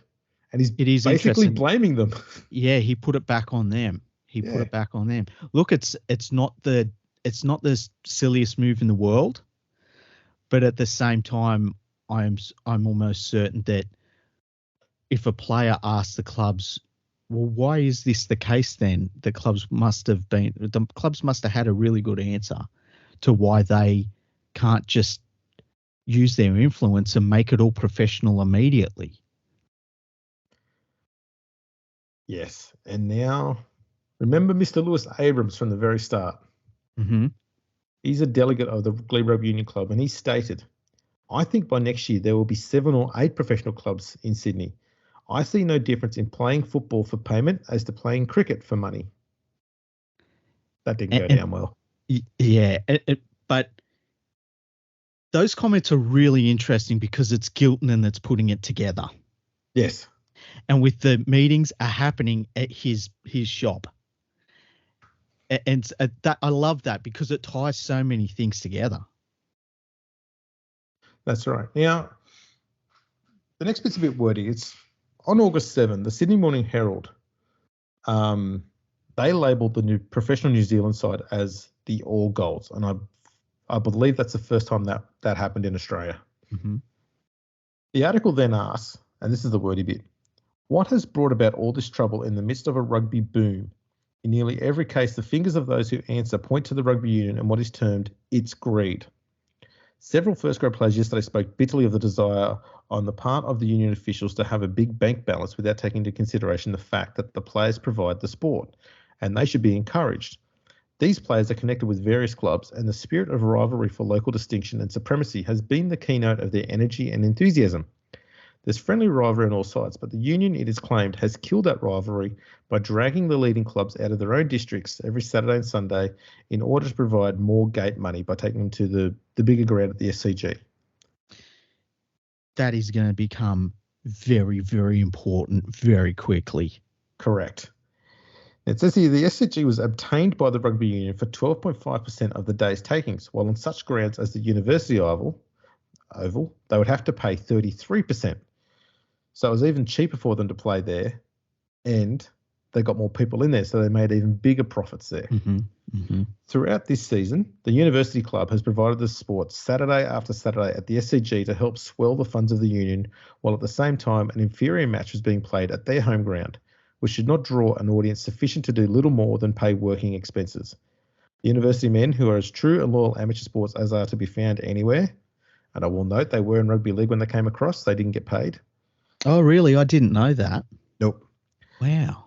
Naturally have a warm interest in the welfare of the University Oval, and seeing that they have been this season well up in the competition, they would naturally have preferred their ground should have received a share of the earnings brought about their good play. Instead, They have provided football for the benefit of the Rugby Union and the trustees of the SCG, and at the same time compelled thousands of supporters resident in the western suburbs to travel right across the metropolis to witness their own players playing games. So even the most dyed-in-the-wool amateur players, even they're blowing up about it now. Yes, because they yeah. need the money that comes in from gates, from the gate takings, to maintain their ground and upgrade it and all that sort of stuff. But because they're not playing games there, they're not getting the money to do any work on the ground. Yeah. So the games that are at the ground are between two teams that don't even represent the area. It just shows that so many levels of discontent. Yeah, this is a big one. Yeah, like you're getting, it's really easy to see the side of it of we're playing in front of these huge crowds and not getting paid for it, and the rugby union is keeping the money. But when you've got the committed to amateurism players and teams saying along similar lines, and it's just to upgrade their stadium and keep it in working order, it just shows how deep the discontent was about so many things. And it makes you wonder why the rugby union authorities, they just didn't budge on anything. No. And now we'll see why. Because instead of spending £13,000 on the purchase of Lily Bridge grounds, which was owned at the time by Sir James Joynton Smith, the rugby union should have voted year by year a sum of money that would go to every club to maintain their venues. This is the feeling that players and administrators had of clubs. Mm-hmm. The rugby union, though, in their mind thought, if we own our own venue and make that our marquee venue, we don't have to pay a fee to anyone and we'll get all the profits. Oh, man. And so what did they do? They bought the Lily Bridge ground from Sir James Joynton Smith for £13,000. Which we talked about how much it was for £3,000. Yes. This is £13,000. Let's get my calculator back out. I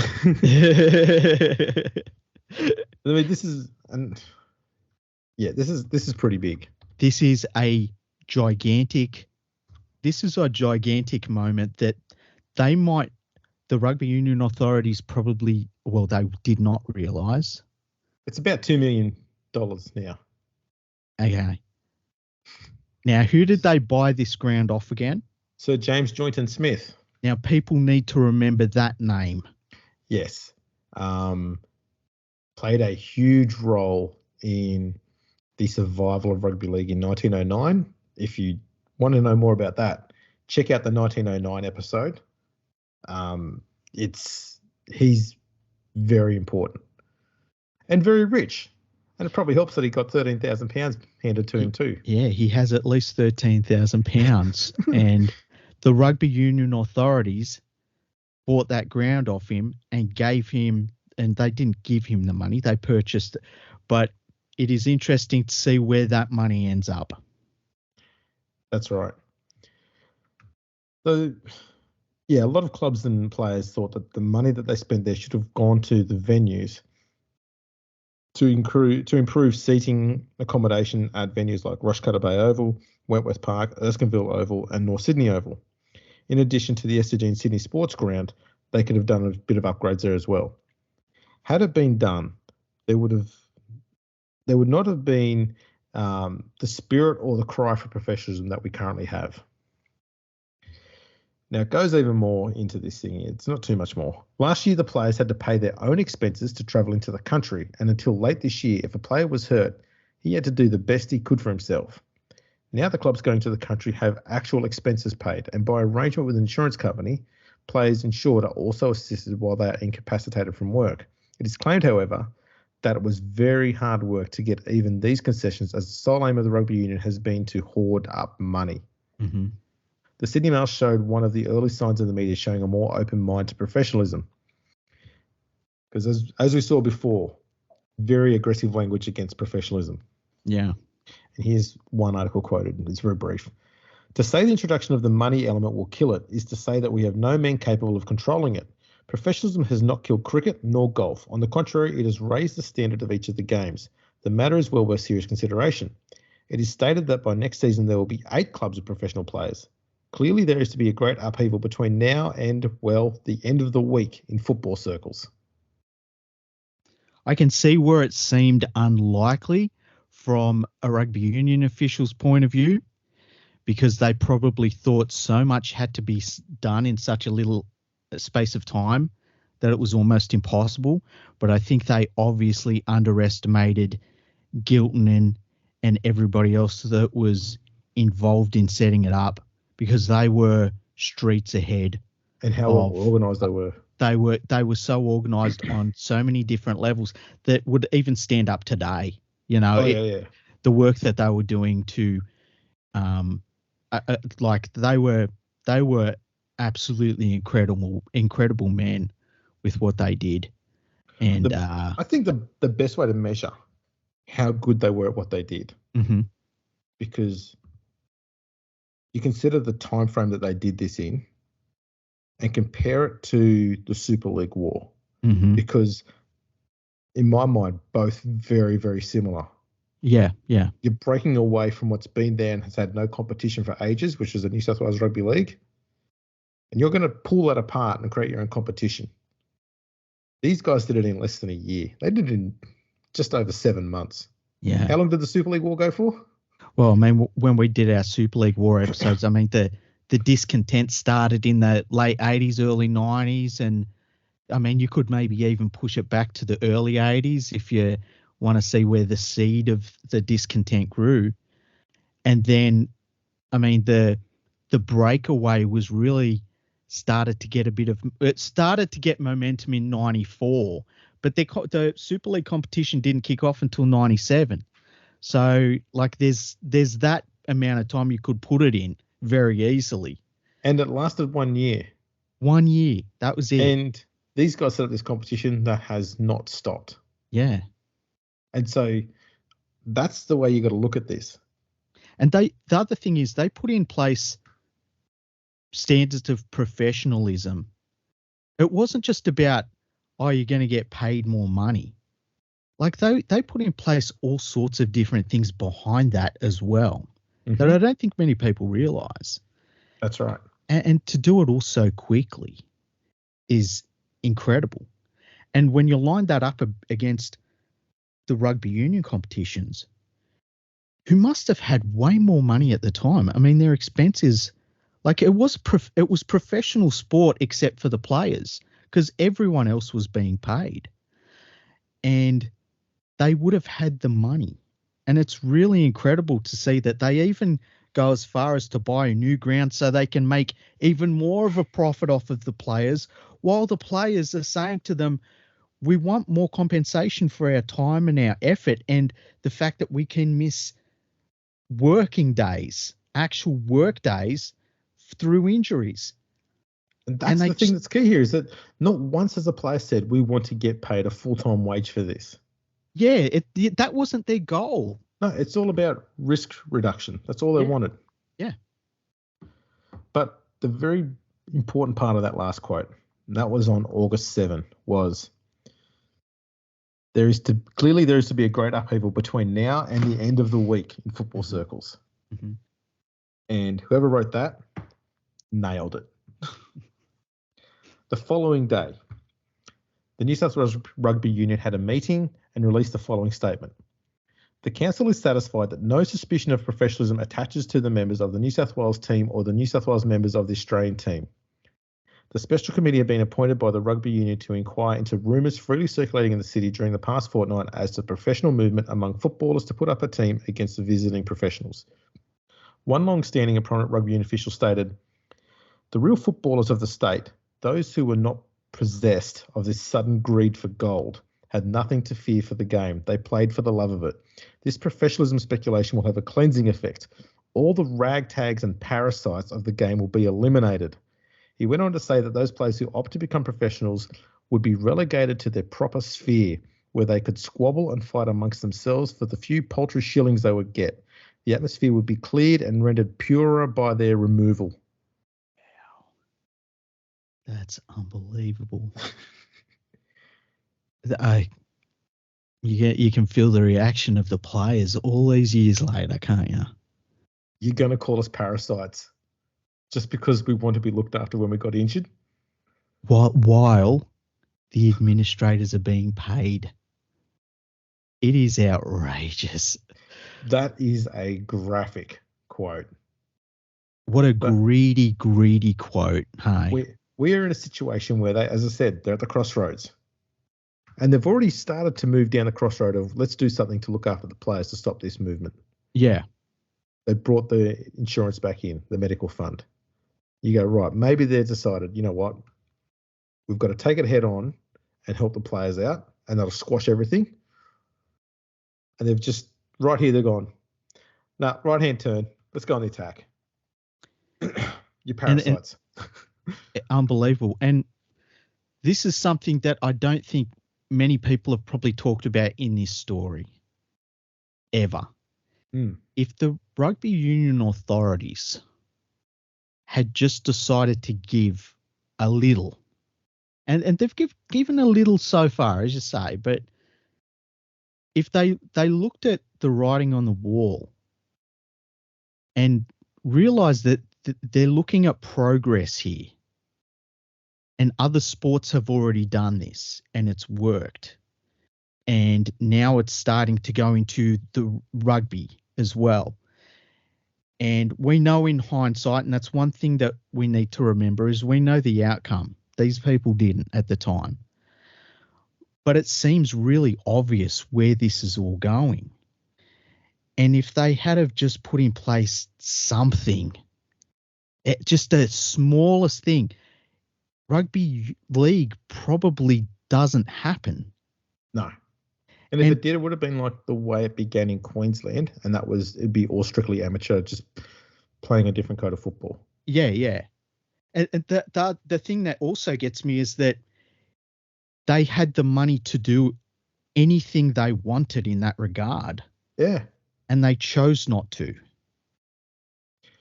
Now, the Daily Telegraph went and asked a bishop from Newcastle on his thoughts of professionalism in sport. And I know this seems a bit weird, but this also took place in England in the lead up to the schism that led to the formation of rugby or professional rugby union up there. That religious leaders would be asked for their opinion and they would weigh in, and they all were opposed to professionalism. And he said, "It seems to me that professionalism spoils every game it touches. It's a deplorable thing." And once again, they're attacking the integrity of anybody that's trying to look towards playing in these professional competitions.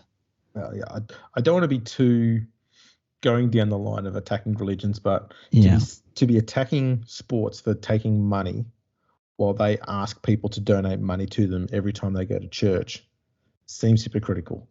They might be using the money for good causes, but you can't say that the rugby league movement wasn't doing the same thing. It's for a good cause. It was to look after players when they're injured, not letting them get broke and then they can't look after their family. It's to make sure everyone is looked after. Yeah.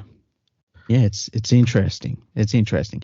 But the last, I guess, year of this story is you can see the attacks on the morality of becoming a professional are increasing now. Yes. And the thing that I don't understand about it is that the administrators were professional. As I said, everyone was a professional except for the players. Yeah, that's exactly right. Yeah, from the Daily Telegraph, they quoted, "Information has been received that certain Auckland members of the team now representing the New Zealand Rugby Union side in Australia, who were reported initially to have signified their intention of joining the professionals, have now notified that they are returning to New Zealand and remaining amateurs." The article went on to conclude that it seems that the organisation will be a very second-rate affair. That was based on rumours and not on fact. Yeah, yeah. You know what's coming out in the last few months of this is the media campaign. Yes. It must have been one of the early media campaigns against something, mustn't it? It's pretty close to it, I think. Yeah. Now, also on August 8th, a meeting of players and others interested in the professional movement was held at the Bateman's Crystal Hotel. The chair was occupied by Mr. Hoyle. There were about 50 members present, including a number of first-grade players. No fewer of them were captains, 5 of which. 8 senior clubs were represented, the remaining 3 being University, Manly and West. The Manly club couldn't attend as they were away on tour of the Northern Rivers. Before business was entered upon, all present players had to sign a document agreeing to play against the New Zealand professional side that was about to arrive in Sydney. It was resolved to form a body called the New South Wales Football League. Matters in connection with the project were discussed at length, the general tone being that members were not to go in for out-and-out professionalism, but simply to make good out-of-pocket expenses. A selection committee was appointed consisting of 3 who were captains of first-grade clubs.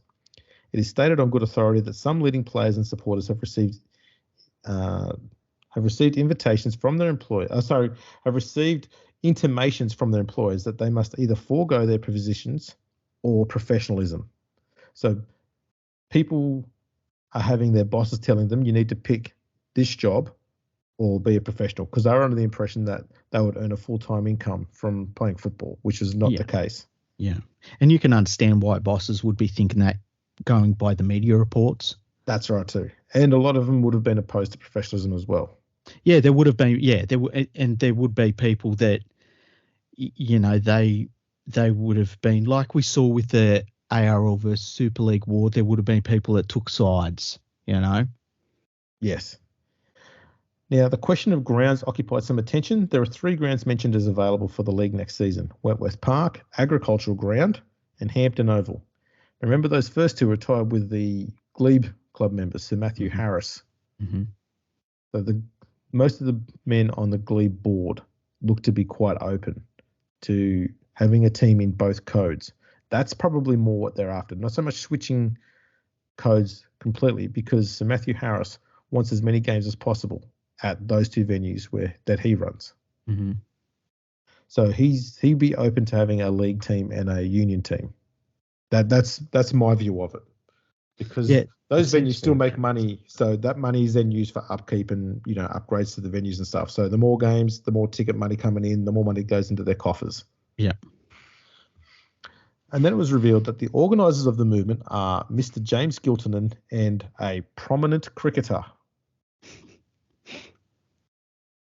So they're protecting the prominent cricketer. That happens a lot in here for the next few weeks. Mm-hmm. The following day, the Australian Star asked the New South Wales Attorney General, Mr. Charles Wade, his views on professionalism in rugby, to which he replied, and this is pretty funny. I've also got a response from Tony Collins about this gentleman as well. So I'll add that at the end. Okay. His quote was, "I'm not one of those who entertain the idea that in order to develop skill in sport, payment must be made to the individual for his services. That, in my opinion, is the surest way to destroy skill in sport. I hold that it is not possible for a person who is in receipt of any payment for his services to play the game with a thoroughly sportsmanlike instinct." He went on to talk about his experience with professional football in England when he was there. He actually came from England and he played test football for the English Rugby Union team. Mm-hmm. Only 3 tests or something like that, I think it was. But he said of the professional game, it was a common thing for a visiting team which happened to win to be pelted with blue metal, little rocks, and a referee had on at least one occasion to draw a revolver in self-defense, so violent was the onslaught. Now, the reason why I spoke to Tony Collins, he's not just a professor of rugby league history.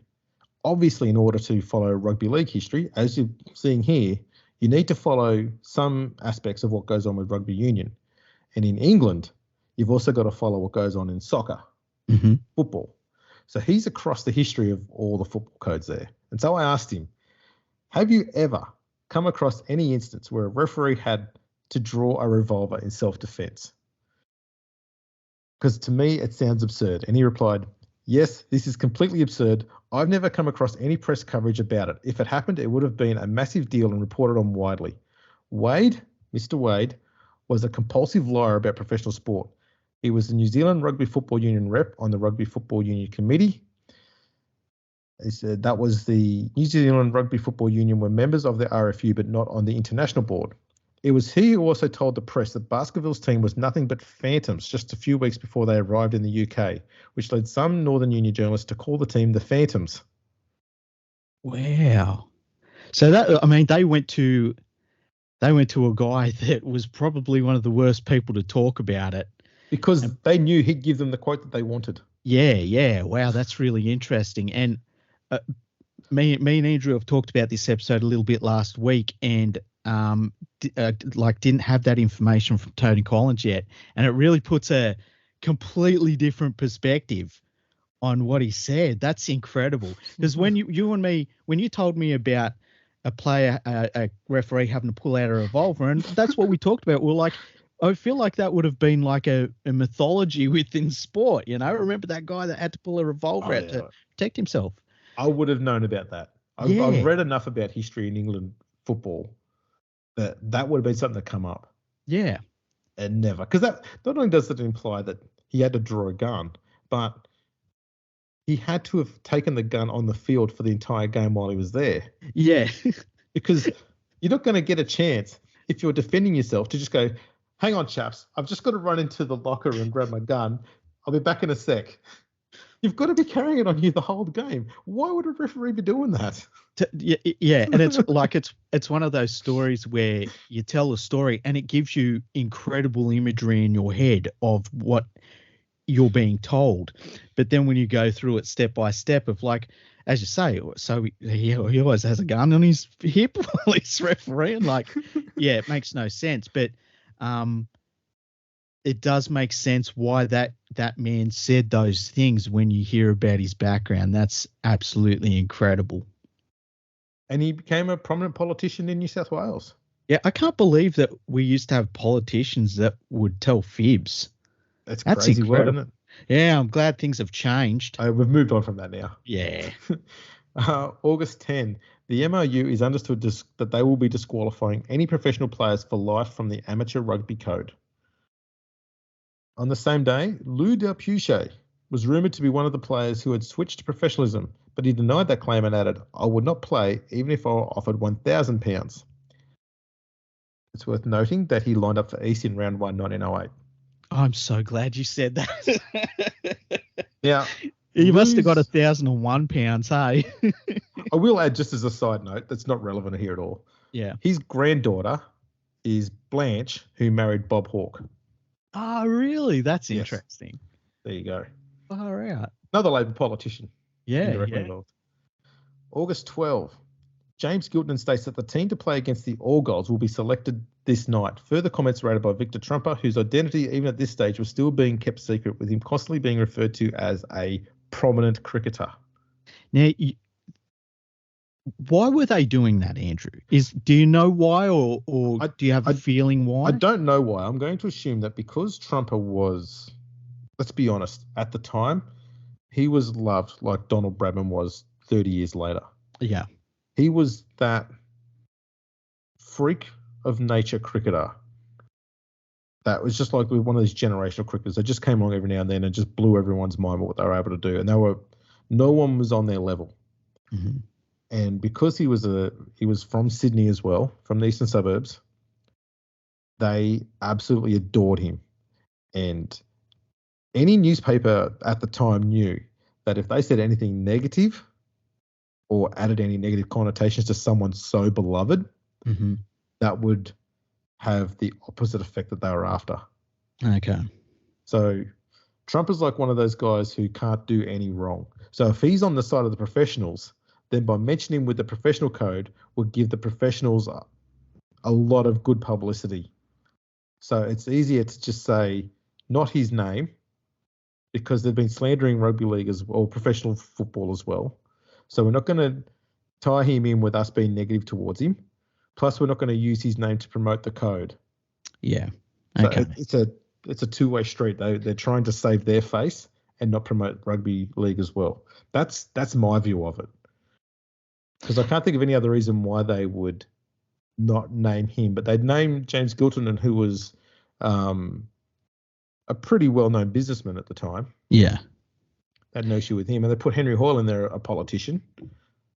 Mind you, was from the Labor movement, but the newspapers weren't as aggressively biased one way or the other back then towards politics. They were kept it pretty down the middle. Mm-hmm. But things that were a moral issue, which professionalism was, they tended to get a little bit more animated over. It just seems like it's the one area they've tiptoed around. Yes, very much so. Yeah, and it does make sense the way that you put it, because they're starting to attack the morality of people that are involved in it. That's right. So to keep his name out of it completely, I just find it very interesting. Oh, absolutely. So this prominent cricketer, Trumper, stated that the movement was not started for the purpose of bringing about professionalism in rugby, but in order to see that the first-class players were treated as they should be. He added, and I quote, "In fact, they'll be on the same basis as the cricketers who figure in first-class engagements," which of course he knows. Mm-hmm. So I wouldn't be surprised if a lot of these structures that were brought in for that professionalism aspect of rugby were very, very close to being identical to what cricket had at the time, of which he was currently playing. Yeah, and that's where we go back to that meeting that happened at Gilton and Shop, where you've got all of these different people that bring different aspects and different backgrounds and have different experiences of bits of this journey. And they come together in one place. And they what they put together was absolutely incredible. Yes. Now, the MOU officials ascertain that within a month of the New Zealand professionals setting sail for England from Australia, that the movement in Australia will be, and I quote, absolutely dead, and that the rebel players will come crawling back to the amateur game only to find that they've been banned for life. Now we're just issuing threats. True, and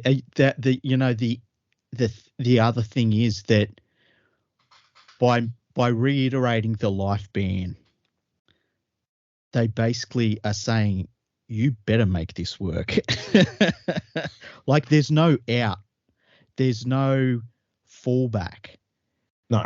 Players and officials and clubs eventually are only going to jump if everything is in place and this is definitely going to work, because there is no alternative. And I think that once again shows how well it was put together and how incredible a job they did to put the rugby league together. Yes. Now, it's also on August 12th that it was reported in the news that Alex Burden had handed in his resignation as a member of the Glebe Rugby Union Club. Oh, no, the Sydney Rugby Union Club, sorry. Mm-hmm. That's where he was playing. Mm-hmm. Yes. Also on that day, the New South Wales Rugby Union and Metropolitan Rugby Union in conjunction released their rules pertaining to professionalism. Now, I did send you this. Mm-hmm. And just to let people know, in order for me to send this article to Freaky here, I had to take 7 screenshots of it to stitch it all together. I'm not going to go through it because obviously it's very long. But the reason why it's important is because it shows, to me, absolute panic. Like they're not going to reveal it, but the fact that they've taken up 2 entire columns of a newspaper page to explain what professionalism is and what the penalties are for it is insanely excessive. It's panic. Yeah, and it doesn't just boil down to what they've been saying all this time, which is basically if you get paid to play the game, you're a professional. And then from there, they go to your morality of being a professional and, all that other silly stuff they carry on with. This is a very long document, and it really is. It's interesting though, because it shows where their mindset was at the time. And I mean, it's like the world they had created was falling apart. And once again, I go back to they had the money They had the money to, like, it wasn't like they saw this happening and there was nothing they could have done about it. They had more money than this new rugby league competition that was about to begin, because they'd had all of this money, not just from last year, but the year before and the year before and the year before, and all the tours and all the test matches and all the exhibition games. They kept it.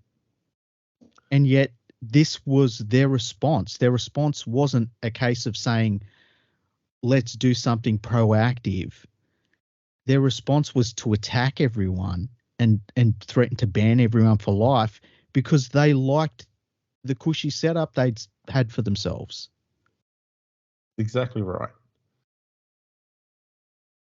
Right. So the funny thing for me out of this big article they did on what is professionalism is point one is 3 words. As I said, the whole thing takes up 2 full columns of the newspaper. Point 1 says professionalism is illegal. To be fair, everything else after that they didn't need. It's excessive. Yeah. It's really excessive. But they've gone on and on and on and on and on. Point 2 has point 1, and point 1 has section A, and section A has section AA, AB, AC, AD, then B, C, D, F, G, all the way through. And it goes to part 2 of it, all the way through, all the way through. It's not until you get to near the end, it's got law 3. It's insane. It goes to the point where it says, the Rugby Union Committee have delegated to the following recognised governing bodies, namely to the counties of Northumberland, Durham, Cumberland, Yorkshire, Lancashire, Cheshire, Middlesex, Kent, Surrey, Sussex, Hampshire, Gloucestershire, Somersetshire, Devonshire and Cornwall, to the universities of Oxford and Cambridge, to the Midland Counties, East Midland Unions and Eastern Counties Unions, the following powers to act for them, namely. And then they go through the whole thing all over again. I can imagine that a rugby player in Sydney would respectfully have said, I don't care what they think over there. Well, this is the thing, though, is that at the time, the New South Wales Rugby Union ran Rugby Union Australia, and they were basically a subcommittee of the English Rugby Union. Yeah. So when they brought in all these bans, and we'll get to it later on here, is if you got a ban and you wanted to challenge it, you had to go through the English Rugby Union to have it challenged. That's really interesting. So not only did they give you the ban, they then wipe their hands off and say, oh, you're going to go to someone else now. Yeah, and I mean, your ban would apply everywhere. Yeah, that's right. I think one of the interesting things about this document is that when they sat down, and this was their reaction to professionalism, obviously really, it's happening at this stage and they know it. They sit down, they write this document, as you say, in a panic. It is a very lengthy document. There's a lot of points to it. But yes. This document then becomes very important to rugby union in Australia. And they stick by this document. It's a foundation document for them. It basically is, yeah. Yeah, and when you think of it that way, this document really hamstrung rugby union in Australia terribly. They never recovered, ever, even to this day. Even if you want to go to the highest of highs that they have had since the breakaway occurred, this document that must have been brought up over many decades, over the last century, maybe century plus, of what it means to be a rugby union player, a amateur rugby player, whatever you want to call it. This document was very important to that. And it was written in a panic and really set the professional and the amateur code in Australia on 2 different trajectories. And one of those trajectories was the lesser one.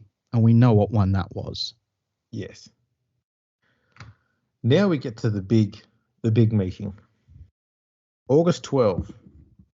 It's worth noting that if I go back to what that quote was that I mentioned a while back, where someone said there will have to be an awful lot of changes going on in the world of rugby in the next week. The next week. Now, what date was that? Just trying to find it. I think it was.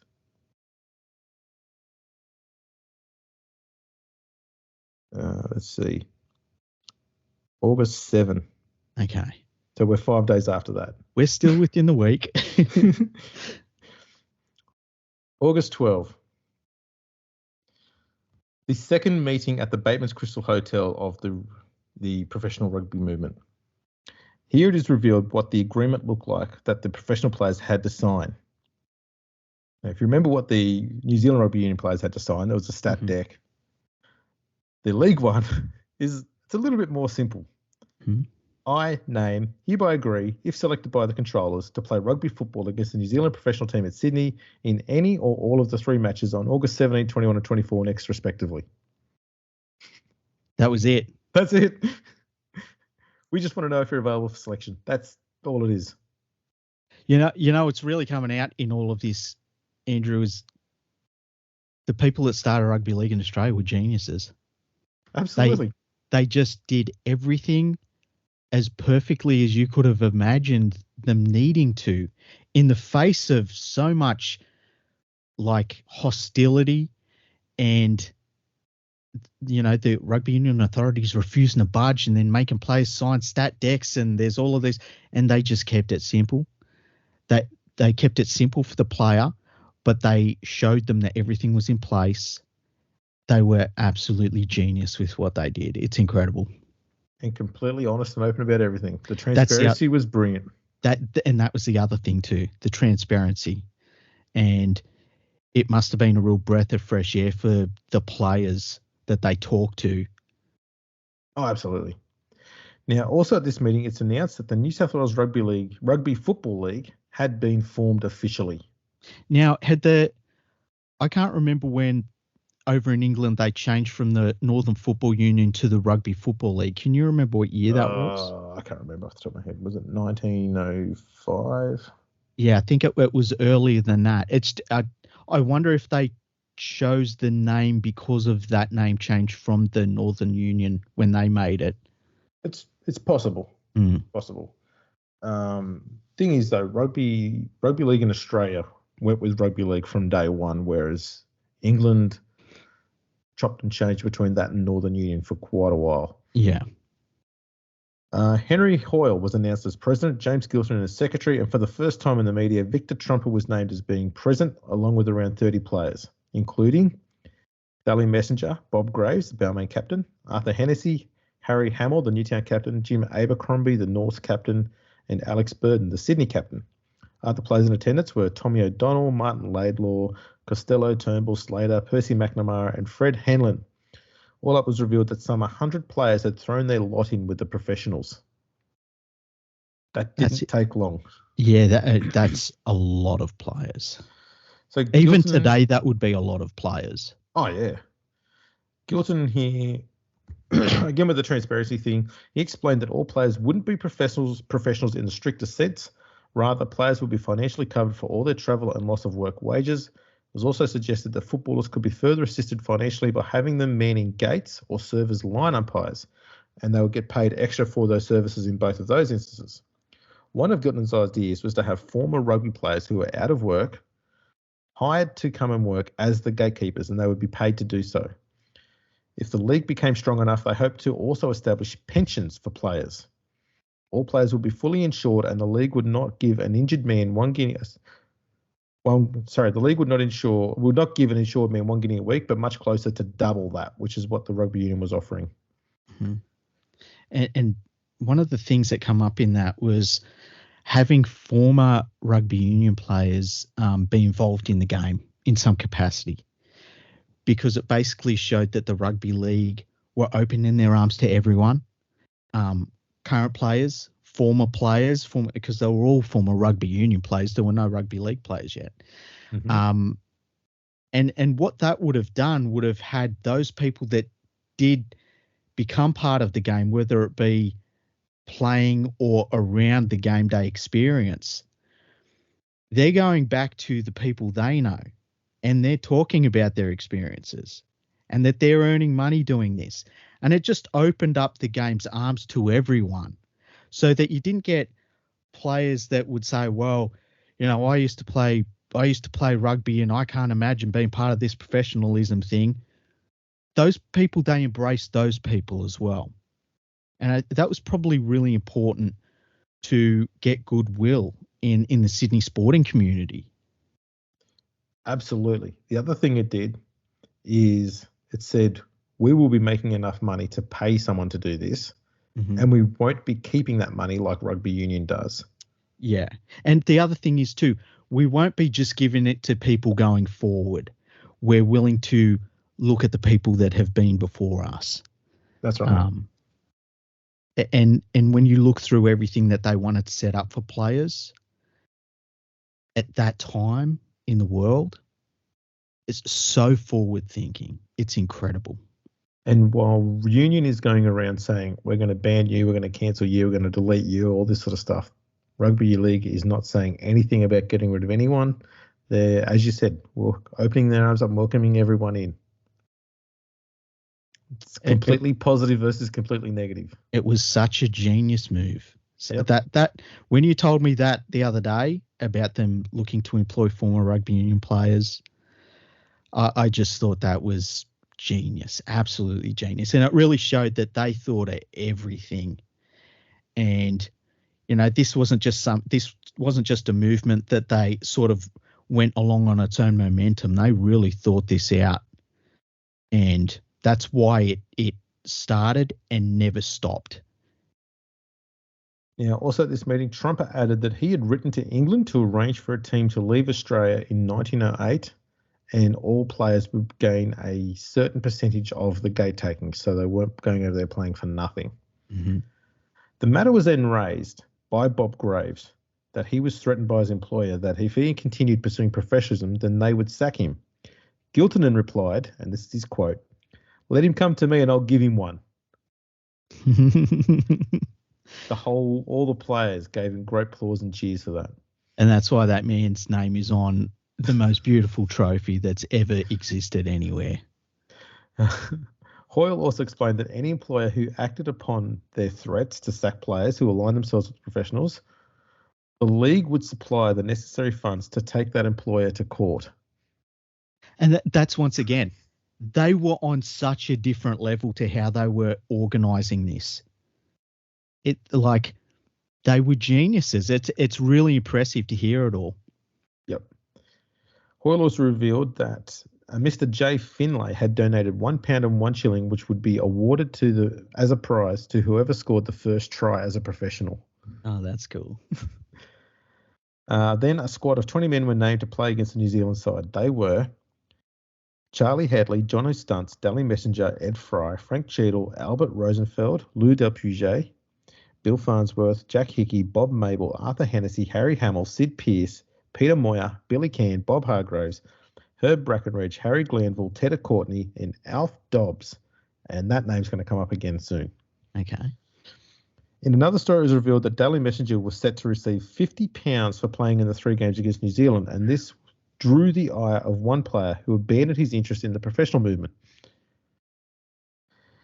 Alf Dobbs, who was named in the 20-man professional squad, was on tour with the Balmain Club at the time, and upon learning that he'd been selected, and he learnt by reading it in the newspaper, he asked for his return train ticket so as to get back to Sydney to commence training.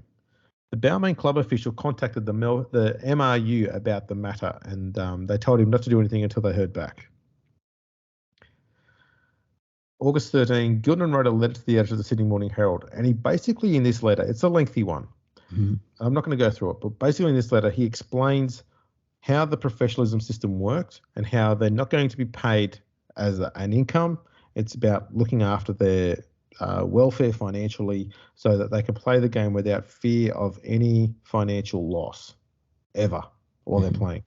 That's basically the whole thing. Because there'd been a lot of talk in there and a lot of the animosity that was being riled up by the Rugby Union was that these blokes would all be going off and they'd be getting paid a year's wage to play Rugby Union instead of doing an actual job. Yeah. When that wasn't the case.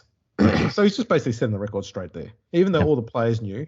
And this was a speech that he gave to not just to the media, but to every single club when he was talking to them and players when he was, gathering up interest about, who was going to join the professional movement for 1908. So he was pretty honest and open about all of that as well. August 13, the MRU hold a meeting at 5:30 p.m. where, according to one official, the names of all the players connected with the professional movement will be expunged from the books of the union. Wow. So that meeting happened the day after Rugby League was formed. Yeah, wow. The Australian Star explains the causes of the revolt within the rugby playing circles. This is the one that when asked the Governor General his views. Mm-hmm. Unfair treatment of players by the MRU was spoken of. That indeed was referred to as the principal cause. Defensive action of some kind has been forced on many players. They found that while the association, which had hitherto had the sole control of local matches, had often handsome returns to dispose of at discretion, the men who were the backbone of the game were dealt with in a most niggardly spirit. Sums ridiculously small were allowed for their expenses. They practically had to cover their own expenses. It was simply a question as to whether they should take a determined stand against such a system or abandon their favourite sport altogether. Now, that's a very different way of looking at it. Like there's been a change there. Yes, they've gone from being very aggressive against professionalism to siding with the players somewhat. Yeah, yeah. August 13, the New Zealand professionals arrive in Sydney. There was 2 letters, brief ones, on August 14 sent into the Australian Star from James Giltinan and Daily Messenger. Both of those were basically denying any rumours that had been circulating in the weeks prior. One was about Messenger being offered £50. He said that didn't happen. Mm-hmm. The other one was Giltinan saying that he also said that that was not true. Now, we've just come to the end of the week. Yeah. The worst week in Australian Rugby Union history, I suggest. In that week, a rival code has been formed and they've lost 100 players. And the first professional games of rugby are about to be played on a Sydney soil. The New Zealand team has turned up. The professional New Zealand team has turned up. The Rugby League have not only very concisely got their message out there as opposed to the convoluted message the Rugby Union had put out, but it was enough to change the media's perception of the new competition as well. Yes, and with 100 players jumping ship also shows that the players are now, a lot of them, are getting sick of the way that rugby union is treating them and how, despite all of this, they've still done nothing. And they've had all the opportunities to. They've still sat on their hands and done nothing to help the players. If anything, they've doubled down. That's exactly what they've done. Mm. And they, knowing in hindsight, they never recovered from it. That's right. That's unbelievable to think about, isn't it? It is. August 16, the Balmain Rugby Union Club on tour to Mudgee received a telegram back from the MRU that Alf Dobbs was to have his ticket blocked, and if he wanted to come home, he had to do it at his own expense. So, and I mean, that's super petty. And the thing is that this guy's on tour with his teammates and club officials and coaches and stuff like that. This is they're with this guy. And that needs to be remembered in all of these situations that the players have something wrong done by them, is that, it didn't happen in isolation. This guy would have said, well, how am I supposed to get back to other people that were on the tour? And they would have felt anger about it. Especially to remember what we went through before was because he's gone on a tour, but it's within New South Wales, he doesn't get that allowance. That allowance only comes out if you go into another state. So he's gone over there and not got any allowance whatsoever. And if this had happened to any other club, south, north, west, it wouldn't have mattered. It would have been just fine, whatever. But because it was specifically Balmain who had a lot of gripes with the Rugby Union, this was possibly the one time Rugby Union needed to handle it a bit more softly Mm-hmm. and just say, no. He stays there until the tour ends. That would have been the smarter option because he then wouldn't have been able to line up for the New South Wales professional side, but he also would have been able to get his ticket back home at no expense to himself. So they would have come across looking firm but fair at the same time. But instead they said, no, cancel his tickets. That's it. So he was left with no option. And so it was something that forced the Balmain club, because they were a lot closer, they were a much closer knit team. They were all, as you said, it's like one in, all in. We're with our mate. Mm-hmm. And the following day, the Balmain club officials call upon their team currently on tour to immediately abandon their tour over the Dobbs incident and return home with him in protest. So they've now taken all of the tickets and say, oh, if he's not, we're just going to bring all the guys home and he can come with us. Yeah. You can understand the Rugby Union's reaction, but it was once another devastating mistake they made. Oh, yes. Now, August 17, also a big day because New South Wales played against New Zealand in the first ever professional rugby game in Australia. The match was played under Rugby Union rules because no one in Australia knew how to play Rugby League at this time. And it was won by New Zealand 12-8 in front of 20,000 people at the agricultural showground.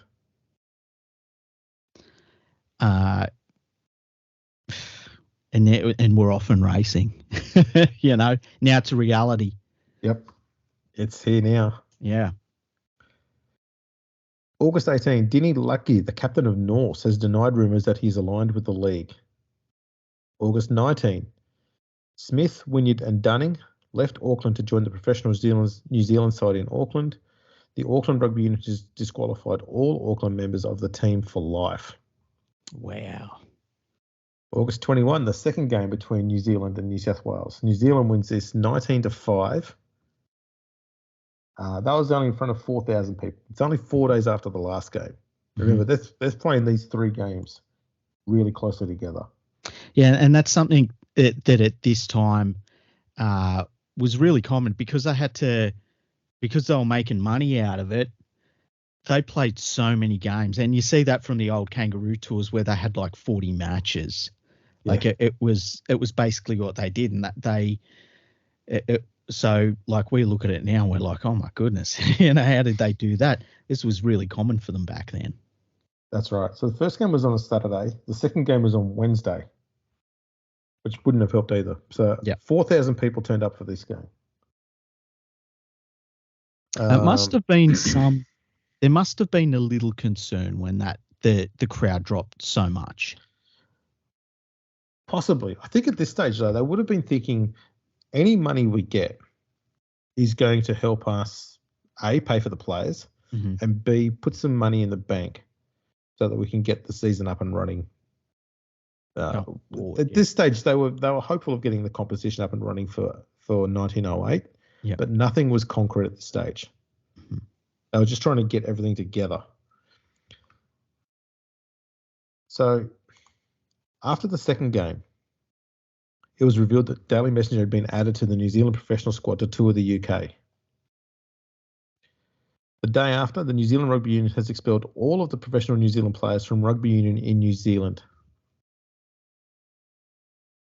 So they're allowed to play Rugby Union anywhere else, but not in New Zealand.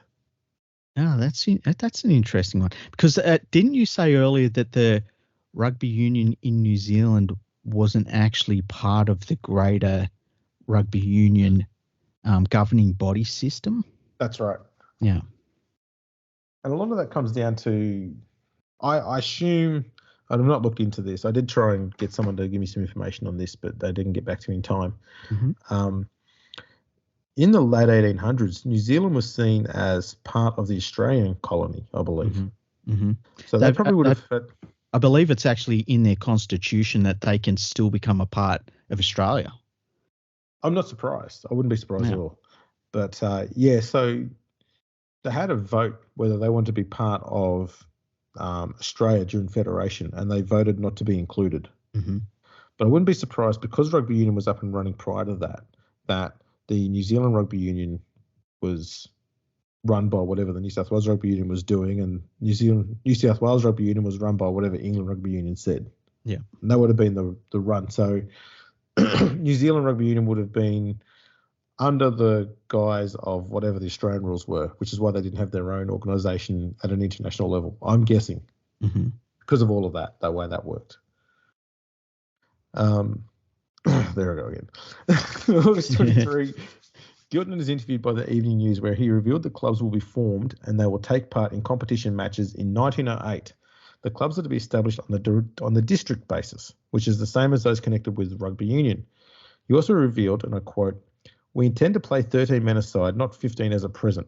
I might add that we're now in communication with the Northern Union regarding a visit of a New South Wales team to England in 1908-09. Now, I'm guessing that they would have that it would have all been by telegram back then. Yes. I wonder at what point they were in touch with the Rugby Football League in England, like when the first talks happened between the two competitions, or the organisers of the New South Wales Rugby League and the Rugby Football League, because that would be interesting to find that out. I don't think there would have been much, purely because the only time the Northern Union seemed to get involved was when something involved them. Mm-hmm. That seemed to be an attitude they took quite a lot over the next 60, 70 years. Mm-hmm. They were a lot more open to international football than they are obviously now. Mm-hmm. But that was because, we were still building the game and expanding it, and we wanted to be bigger and better and all that sort of thing. Yeah. So that made sense. And there wasn't really an international body that ran rugby league for quite a long time. I think the first one probably was formed in the late 30s. Mm-hmm. And France tried to get an actual proper setup put in place then so that they could form a World Cup, which got knocked back, and, they revisited after World War II. Yeah. So, on that front, I think England probably would have only been involved when it involved them. So a tour going over there. Yeah, and I like that the tours, even to this day, like you hear English supporters and people talking about tours. Tours was such a huge part of their the rugby league over there that, like, they'd have Australia go over and New Zealand go over, and it was just a big part of their season, and they'd build up for it, and there'd be a lot of money made out of it as well, which was obviously a key part of continuing to have enough money to run the competition over there. So, yeah, that makes sense. August 24, the third game between New South Wales and New Zealand was also won by New Zealand 5-3 in front of 8,000 spectators. This is on a Saturday. Mm-hmm. That's not a bad crowd. Yeah. Arthur Hennessy was one of the touch judges, and Gilchrist from New Zealand was the other one. August 28. There's another good quote here. This is Lewis Abrams, who we mentioned at the very start. Mm-hmm. He suggested to the MRU that they take on board some of the concepts that the New South Wales Rugby League was offering players to switch to the professional code. He made it clear that his ideas was ensuring the players still earn no profit or gain from playing, but rather ensure that they do not play at a loss. His ideas were declared out of order and denied consideration in what became an increasingly heated meeting. Wow. Abrams then said, "I told you 4 years ago that it would have to be done. Had anyone else brought the matter forward, it would have been all right." Wow. That's incredible. He's not even saying... He's just saying that the players just don't want to be out of pocket, and they're angry at him. Yeah. So remember, back in 1903, he said you need to increase the money you give them for touring. Not give them, as he said to me, it's not about giving them a profit. It's about increasing the amount you give them so they don't run at a loss, because that's what they are doing at the moment. Yeah. And that's all he asked for, and they went, nope. They then asked... the thing is too, this is before the competition had kicked off. Yes. We've seen 3 games played between the New South Wales team and the New Zealand professional team. If they had have taken that on board, it makes you wonder what if. It does indeed. And he's not even saying to go all the way. He's just saying make sure they're not out of pocket. That's it. Yeah. So they're not professional. It's incredible. It's incredible. And they doubled down. They drew their line in the sand with that document they put out, and they stuck by it steadfastly, and that was it. That was definitely it. On the same day, former Rugby Union player turned referee Edward Hooper is appointed the inaugural Rugby League Referees Association president. The New South Wales Rugby League intended to pay the referees and touch judges. However, Hooper stated that the referees would refuse payment in the first year and that their payments should be donated back into the league's coffers to help ensure its survival. Furthermore, the referees agreed that they would donate extra funds out of their own pockets to the game. The referee would donate threepence and the sideline officials a shilling, which was more for every game they officiated. The reason why it was more is because the referee was going to be paid a higher amount to referee the game than the sideline officials. So between what they were giving back out of funds that they refused to take, plus the donations out of their pocket, it meant that every official, referee and sideline official, was donating the same amount of money back. And I think that's something that doesn't get talked about at all in rugby league. And it should be, because, even today, our officials cop a lot. You and me have defended rugby league referees and touch judges, and, it's a very difficult job. It's a very fast game. These people are experts in rugby league. They're literal experts in rugby league and the laws of the game. And you go back to the very first year of the game and the people that went before our current referees, they made that sacrifice for the greater good of the game. And I think we really should celebrate that in rugby league today. And you just never hear people talk about it, unfortunately. No. It's worth noting that in 1908, the only people involved in rugby league in Australia that were out of pocket were the referees. Yeah. And they chose to be. Yeah. Yeah. And we should celebrate that in our game. We've got so many rounds that we celebrate other things in, and that would be a really great point to have a referees round or an officials round. No, a referee and touch judges round. Because what a lovely sacrifice they made. Bloody oath.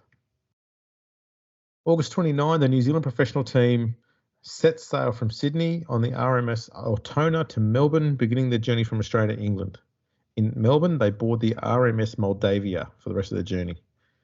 September 2, the MRU began an inquiry into acts of professionalism by all players who opposed the New Zealand rugby professional team recently, as well as anyone who played for Marrickville, which was the second grade club who played a combination in the early match of the third New South Wales-New Zealand game.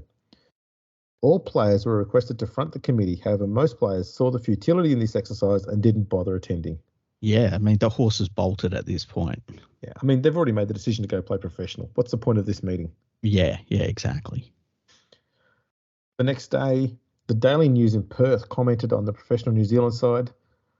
No longer will they be honoured with the prefix Mr., for they have cut the painter from amateur rugby and are drifting about looking for self first and glory afterwards. Wow. Once again, they're attacking the morality of the players. That it's pretty extraordinary.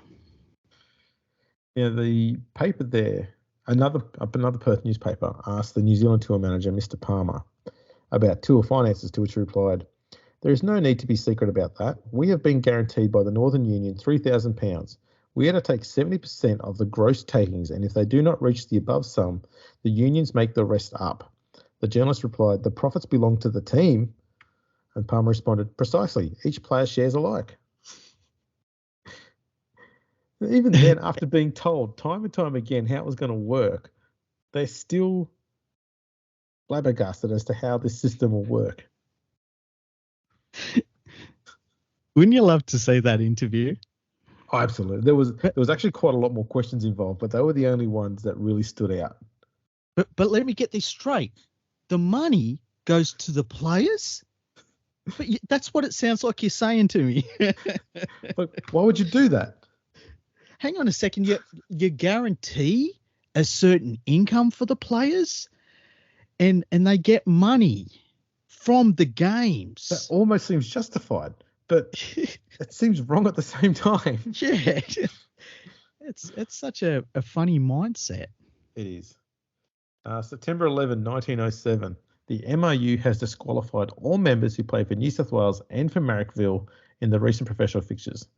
The players are disqualified from playing with any club at any level that is affiliated with the MRU, not the New South Wales Rugby Union, so just in Sydney. Oh, that's interesting. They are not disqualified for life or for any team. The removal of these disqualifications can only be effected via the English Rugby Union. The players who have been disqualified are Charlie Headley, Ed Fry, Frank Cheadle, Dave Brown, Dally Messenger, Jim Devereaux, John O'Stunts, Lou DePeugeot, Arthur Halloway, Sid Pearce, Billy Cann, Harry Glanville, Jim Abercrombie, Harry Hamill, Herb Brackenridge, Bob Mabel, Bob Graves, Arthur Hennessy, Peter Moyer, Alf Dobbs, Ed Courtney, and Albert Rosenfeld. The members of the Marrickville Club who also played a professional game have also suffered the same fate.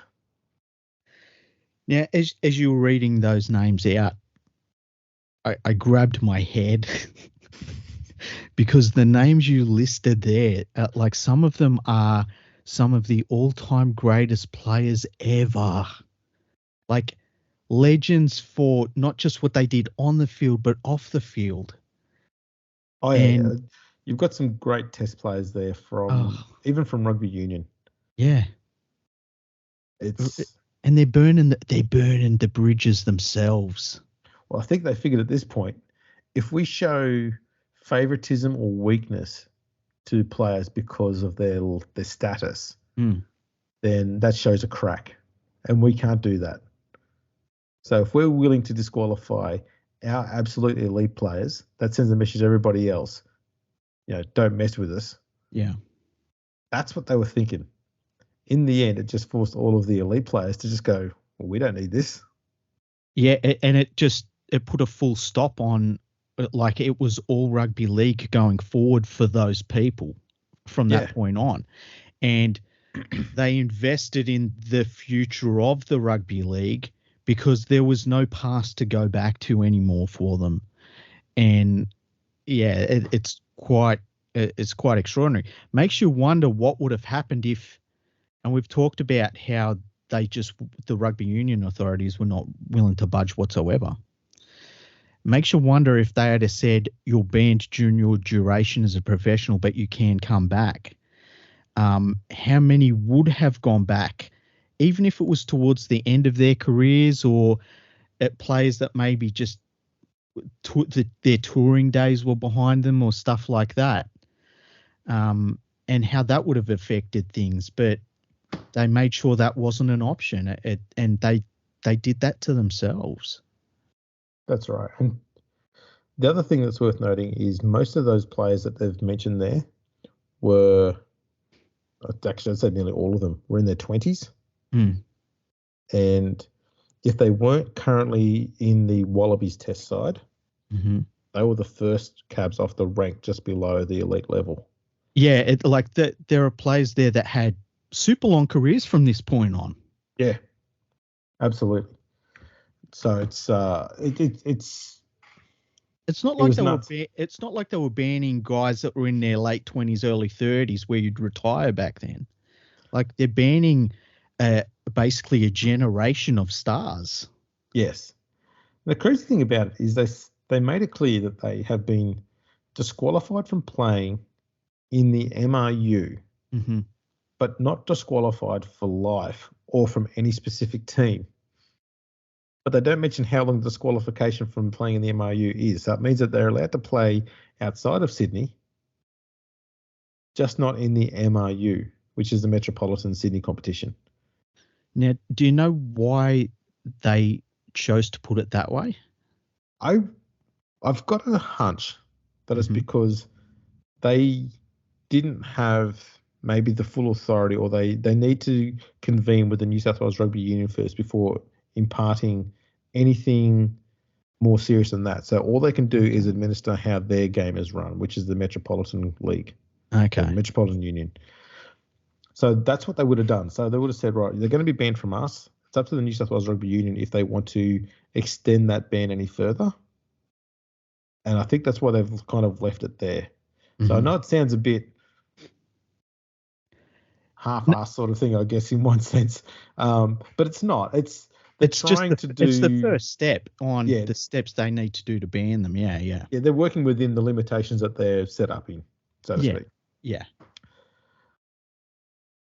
So the following day after those bans, September 12, the New Zealand tour stops over in Sri Lanka and they play against Ceylon 13 at Colombo.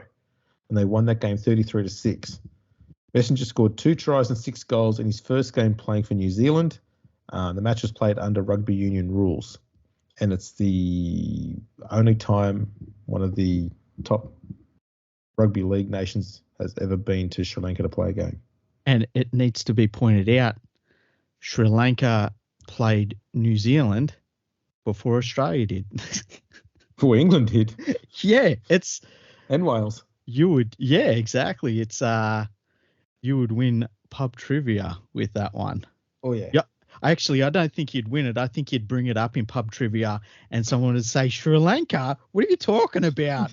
But you would know, and that's all that matters. That's all that matters.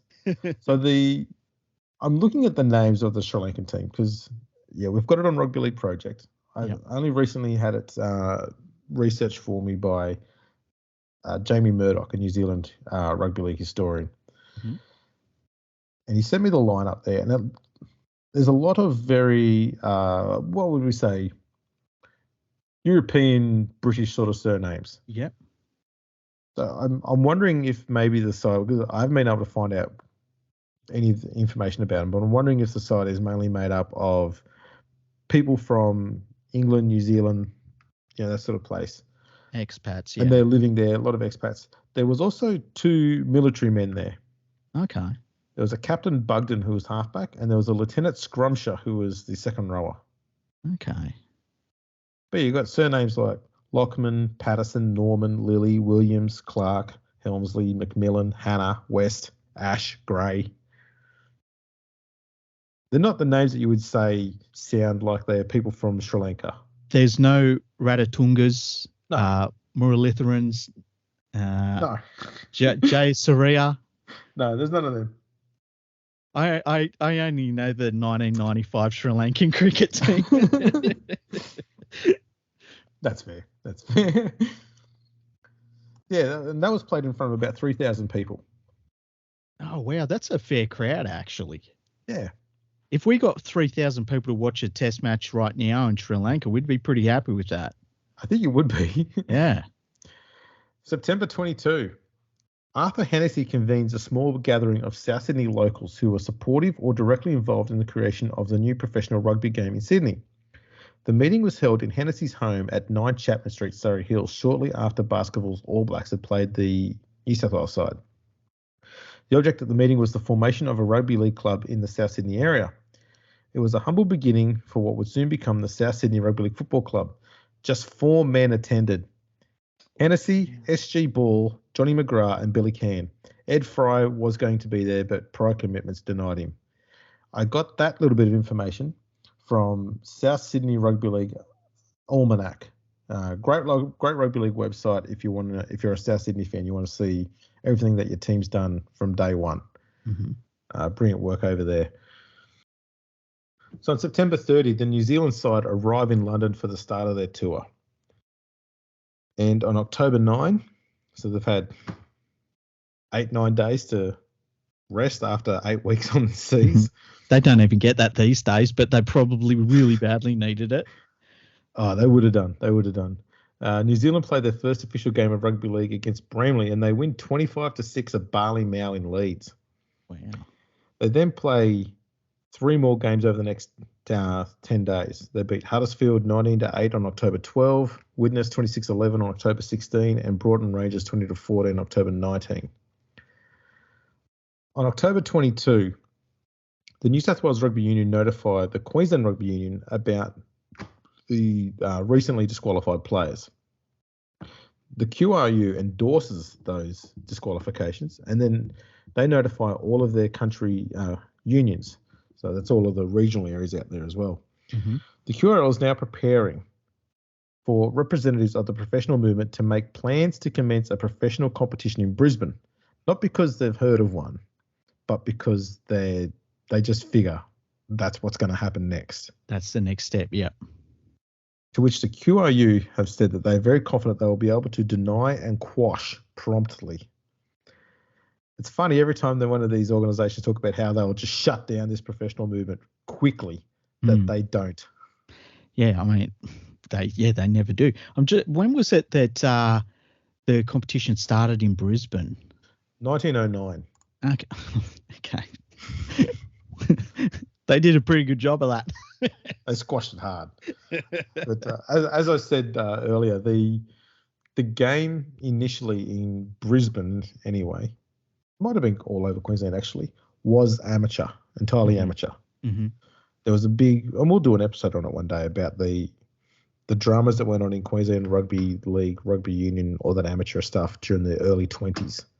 Yeah, because that's what I remembered. There was something about around the 20s that happened. Yeah, it was very similar to the Super League movement again, where you just had teams that were just separating apart, and they basically ran two competitions. Oh, wow, that's interesting. And then it all got unified the year after. Yeah, far out. Newcastle did a similar thing over the Dan Davies affair, which was in the episode we had about 1917. Mm-hmm. They separate themselves apart. They have their little protest. Everyone goes, you know what, this is stupid. Let's just get back together and get back to playing football. And then that's what they did. It's interesting that that's happened a few times in rugby league, all around the world. You know, even the United States, it's happened about 3 or 4 times. And yet it never happened between professional rugby and the amateur rugby. No, that's right. So we go forward and we've got into October 23. There's a few more games here for New Zealand. They have a 5-all draw at Wakefield. October 26, they beat Leeds 8-5. October 30, they beat St Helens 24-5. Big win, that one. November 2, they play their first game in Wales and they defeat Merthyr 27-9. That would have been a new team as well, because in 1908-09, there was a bunch of new teams introduced from Wales into the Northern Union competition. It might have been 4 teams. Oh, wow. And so setting up their own Welsh league, trying to grow the game there as well. Yeah. And it did not work. No. I think most of those teams were gone within 2 or 3 years. One of them might have survived for a little bit longer, but that was about it. It feels like it's been like that for forever in Wales. Yeah, kind of. November 5, New Zealand beat Keighley 9-7. 4 days later, they suffer their first loss to the tour as they lose to Wigan 12-8. The tour has completed its first month and recorded 8 wins, 1 draw, and 1 loss. That's a pretty good effort when you think about how long it's taken to get there. You know, they're embarking on something completely new. For, I would say, the majority of these players have never been that on the opposite side of the planet. And they're playing a new game. They were. That's the first 10 games of rugby league for all of them. Yeah. Oh, yeah, because they've gone from playing 15-a-side to 13. Yeah. Yeah, I forgot about that. And the other thing, too, is it was revealed just before the tour started that the English Rugby Northern Union officials had decided that they would try and organise a schedule for the New Zealand side so that they'll play against weaker opponents early so that they could get a handle on the rules and the play. Mm-hmm. So that's probably why they've had such a good start. Yeah. It'd be interesting to know what, and I always think of Daily Messenger, like I would say most Australian Rugby League fans do when it comes to this tour. It'd be interesting to know what he thought about playing on a field with fewer defensive players. with the 13 versus 15 aside. Obviously, it worked for his sort of game. Yes. I wonder if he's quoted anywhere as talking about that. The big change, I think, was that it was two wide forwards that were taken off the field. It wasn't backs or anywhere else. Yeah. And a lot of people were a bit uncertain about that change, thinking that it was going to make it a lot harder for all of the players to keep up because the amount of cardio required was insane. Mm-hmm. But all they found was it just made the game more exciting to watch. Yeah. And has done for 100+ years. Yeah. Some things don't change. I just wanted to see where these teams that they claim were the weaker ones, where they were sitting on the ladder. Let's see. We've got Bramley. Yeah, they finished last in 1907-08. Huddersfield were 15th. Mind you, there was 27 teams playing then. Yeah. That's the thing, that the league structures, people that don't know, the league structures and schedules in English rugby league over its history are sometimes absolutely outrageous when you look at them, and you wonder how, like, 40-game seasons and stuff like that are not unusual whatsoever. And what we see now in the Super League season, which we still consider long, is extreme outliers to what they're used to in terms of games played in a year. Yes. So just for an example, 1907-08, teams played between 30 and 34 league games that year. They also have the challenge. They did have the Challenge Cup. Yeah. They also played in, like, there was a Northern Union Cup. There was some other thing as well. Lancashire Cup finals. Then they had the county matches, Mm-hmm. where Yorkshire, Lancashire, Cumberland, they all played against one another, and then they brought in other counties later on as well. And then they had all these tour games. So if you were one of the elite players, you were playing 40 games a year comfortably. Yeah.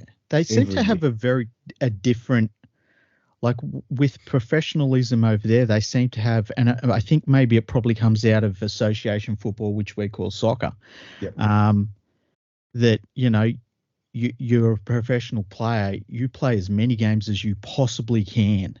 And whereas over here it was a little bit different. It was you're a professional player, and we use a season structure that we're used to and you play that season structure. Whereas over there it was kind of different. That's right. So the loss to Wigan was probably understandable because they finished fourth this year. They had 23 wins and 8 losses. Yeah, Wigan's been one of the greatest clubs in the world since day one. And for St Helens, just for the St Helens fans that we might have left, New Zealand beat them 24-5 on October 30. In 07-08, St Helens were 25th on the ladder with 7 wins from 32 games. Yeah. It's all right. They get better in 100 years from now. So moving on from there, over the next 2 weeks, they play another 5 games. They lose to Barrow. They beat Hull. They lose to Lee. They lose to Oldham. They lose to Runcorn. Then on November 30, they beat a combined outfit from Dewsbury and Batley, 18-8. In December, they beat Swinton, Rochdale. They lose to Bradford, and then they lose to Halifax. And then December 18, they come up against a very strong Yorkshire rep side, and they dominate them 23-4 in probably one of their best performances of the tour. Mm-hmm. December 19, the very next day, the media reports that a letter received from the tour manager claims that the tour is set to record a profit of £10,000. That's outrageous. That's so much money. They're halfway through the tour. Probably even just less than that. And it's £10,000 profit. So, and the players are guaranteed a percentage of that. Yes, and there was a £3,000 gratuity set down aside to help cover their expenses, which has probably also already been paid for. Yeah, and I mean, all of these players would have known how much money they were making, and every time they ran out in front of a crowd, like they would have done rough estimates. What an incredible success financially. Like, and everyone would have known it. That's the other thing too. The Northern Union players would have known it. It would have been filtering back to Australia. It would have been filtering through all of Rugby Union in England. Everyone would have known what was going on and how much money was being made, because they stated it in the media. They were always open about like what the cuts would be and how much players would get and stuff. What an extraordinary amount of money. Now, I didn't think I had this, but I did just find it in my files. Mm-hmm. I've got the crowd figures from the tour, but also for a bunch of the games, how much money was made off the gate for the entire match. Oh wow! So, for example, the game against Broughton, the fourth game of the tour, which New Zealand won 20-14, 24,000 people in attendance, made £1,100. Wow, that's incredible. That's a big crowd. The game against Wigan that they lost 12-8, 30,000 people turned up for £1,500. Wow. They would have known. They would have ran out in the field and known. That, yeah.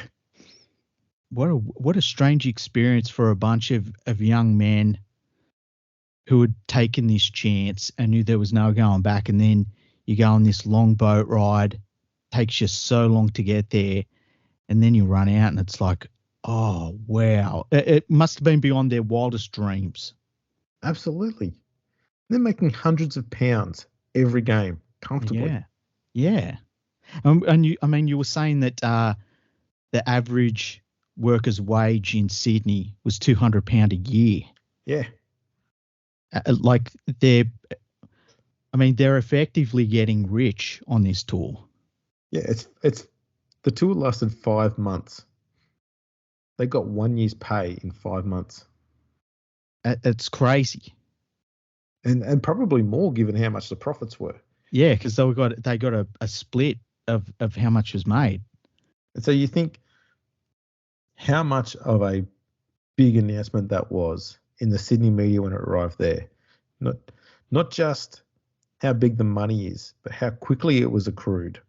And, you know, for any players and even for the MRU and New South Wales Rugby Union to be looking at that and going, oh my God, it works.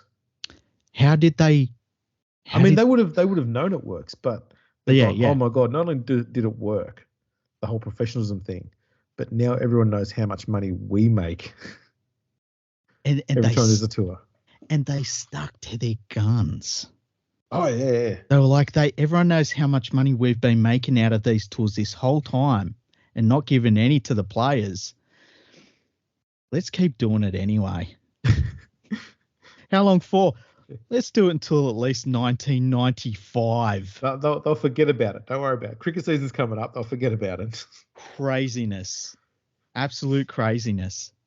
So 2 days after that announcement of the £10,000, James Gilton receives a message from Mr. Platt, the president of the English Northern Union, and it's an invitation to have an Australian-based side sending a team to tour England the following year. The team is expected to depart Australia in August of 1908. They'll be touring England at a similar time that the Rugby Union Wallabies will also be there. Mm-hmm. So there's actually a lot of opportunities for a lot of players in England to go on tour to England next year. So that means that if you're not being picked, and if you know you're not going to get picked to go on the Wallabies, and as we know, there's a little bit of favouritism in there. If you're not going to get picked, you'll just go, well, I'll just go to league. Yeah. They're doing a tour. And they'll have less players to pick from, so there's a greater chance that I'll get picked to go over there. And wasn't the touring side, there was something like 40 players on it? Something like it was a really big touring side, wasn't it? It was a pretty big squad. I'll just pick that up. It was because they had a very long schedule and they kept adding players to it as the season was going on. Because I'm just thinking, like, if you were a rugby player in Sydney, and you wanted to, you just flat out wanted to tour, take the money side out of it, take what game you're playing out of it. if you didn't get selected in the Wallabies tour, there was a lot of players that were leaving Australia for England that were playing, quote unquote rugby that year. Yeah. So you had your chance, and the league team had 36 players. That's a big squad. That's a real big squad. And how big was the Wallabies one? 2, 4, 6, 8, 9, 10, 12, 14, 16, 18, 20, 22, 24, 26, 28, 30, 31 players. Yes, that's 60 plus players going. 66 players heading over. If you weren't selected in those sides, you were struggling that year. That's exactly right. And so they were both going to be, they were both set to be in England around the same time. And one group of them not making money, and the other group making money, doing pretty much the same thing. Yeah.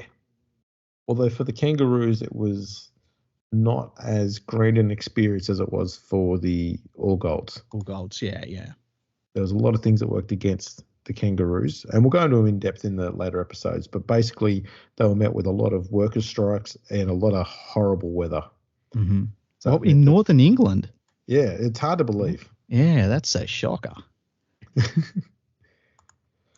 So to round out the episode, the New Zealand had 2 more games left on the tour. On December 26th, they played Hunslet and had an 11-all draw, and on December 28th, they beat Salford 9-2. Far out. And the game against Hunslet, 19,000 people in attendance for £723, and the game against Salford, 12,000 people in attendance for about £400. Wow, I love that you've got the gate taken. That's incredible. That's absolutely incredible. And then all those All Golds players had a long boat trip back home as well. Well, the crazy thing is that it was an 8-week journey over there, 8 weeks back. And then when you consider someone like Daly Messenger then got picked on the 08 tour with the Kangaroos and then went another 8 weeks over, another 8 weeks back. In the space of 2 years, he spent 32 weeks on a boat. Yeah, I hope he liked that aspect of it. That's something that I find as an insane sacrifice to make. That can't be good on you. No, it can't. It can't. And when you consider how much he was being moved around everywhere to play football in 1908 to promote the game, that to me, not what he did on the field as a player, but the sacrifices he put himself through to help this game, things like that. 32 weeks out of 104 sitting on a boat. That's insane. You think about that. That's what makes him an immortal. What he gave of himself to the game. It transcends what he did as a player. Yeah, and he seemed to be very well aware of his standing and what he was doing for the game. Obviously, he got paid for his time, which was the whole point. But you and me have talked about how he played so much football. And, we haven't even talked about the rep games in Australia that he played. Or his Rugby Union career. Yeah. Before that, yeah. So, he played an extraordinary amount of football, did an extraordinary amount of time just sitting on a boat. And, we've talked about how he got to a point where he just couldn't do it anymore eventually. But, that sacrifice he made, it really, that's why we always talk about Daly Messenger even to this day, because he's so important. And, absolutely. Now, there's an important, not so much important, there's an interesting thing that he said back when it was being suggested that he was going to sign with the professional movement and he was going to play for the All Golds. And he flatly refused it. Yes. He was asked a day later about his comments there and whether he was actually going to play professional rugby. And he said to one of the journos, I'm not going to go and play rugby union. I actually am considering retiring from rugby altogether and going about doing sailing full time, because he was a very good yachtsman. Mm-hmm. His family all worked on boats. So that was something that he said to put out into the news to throw everyone off the scent a little bit. Mm-hmm. So they all thought that he was just going to leave rugby union anyway and take up boating. So if he turned out playing for the New South Wales side, they just go, oh, he's already decided to leave. Don't worry about it. Yeah. And it's fascinating. You see little comments like that. And at the time I was thinking, nah, that's not that important, because it was not honest, but he was just throwing him another curveball. But looking back on all of this, you see how much of it was the media jumping at shadows and then the rugby union officials responding to the shadow jumping and responding and jumping to those as well. And yeah, the panic. As soon as the All Goals about to turn up, and that was when they physically realized that professionalism was legitimately here. Yeah. That's when they started to panic hard. But by then, it was too late. And they knew it was too late. Yeah. So they went harder at the players about to jump ship. The thing that I find crazy is that they continued that until 1995. Yeah. We're talking about the space of like 3 or 4 years in the early 1900s. And we're like, I can't believe they didn't see the writing on the wall, or they did see it and they just refused to live in our reality. And they kept that up until 1995. Well, they did this whole moral high ground thing through the media an awful lot. And I think they did it through the media more than they actually did it face to face with players, because they wanted to put out a public display of, you know, we're strict and we're stern, and this is what our rules are, and we're not going to be swayed on it because we're strictly amateur. They did it through World War One. Almost horrible what they were doing there, because they would talk about all of the great rugby union players who sacrificed their life and died on the battlefields. They're glorifying how much moral integrity their players had for dying in a war. Whereas Rugby League didn't do this. They didn't mention all their players who went and died at war. They didn't put out a list of everyone like Rugby Union would do on a regular basis. There was less gloating from the Rugby League front on that scent. And the other thing that got me too about this episode is one thing that was known to Rugby Union, hell, probably even to the entire public at the time, was that there were Olympic Games being played in 1908. And Rugby Union was one of the contests that was going to be played for. And you can only enter the Olympics if you're an amateur.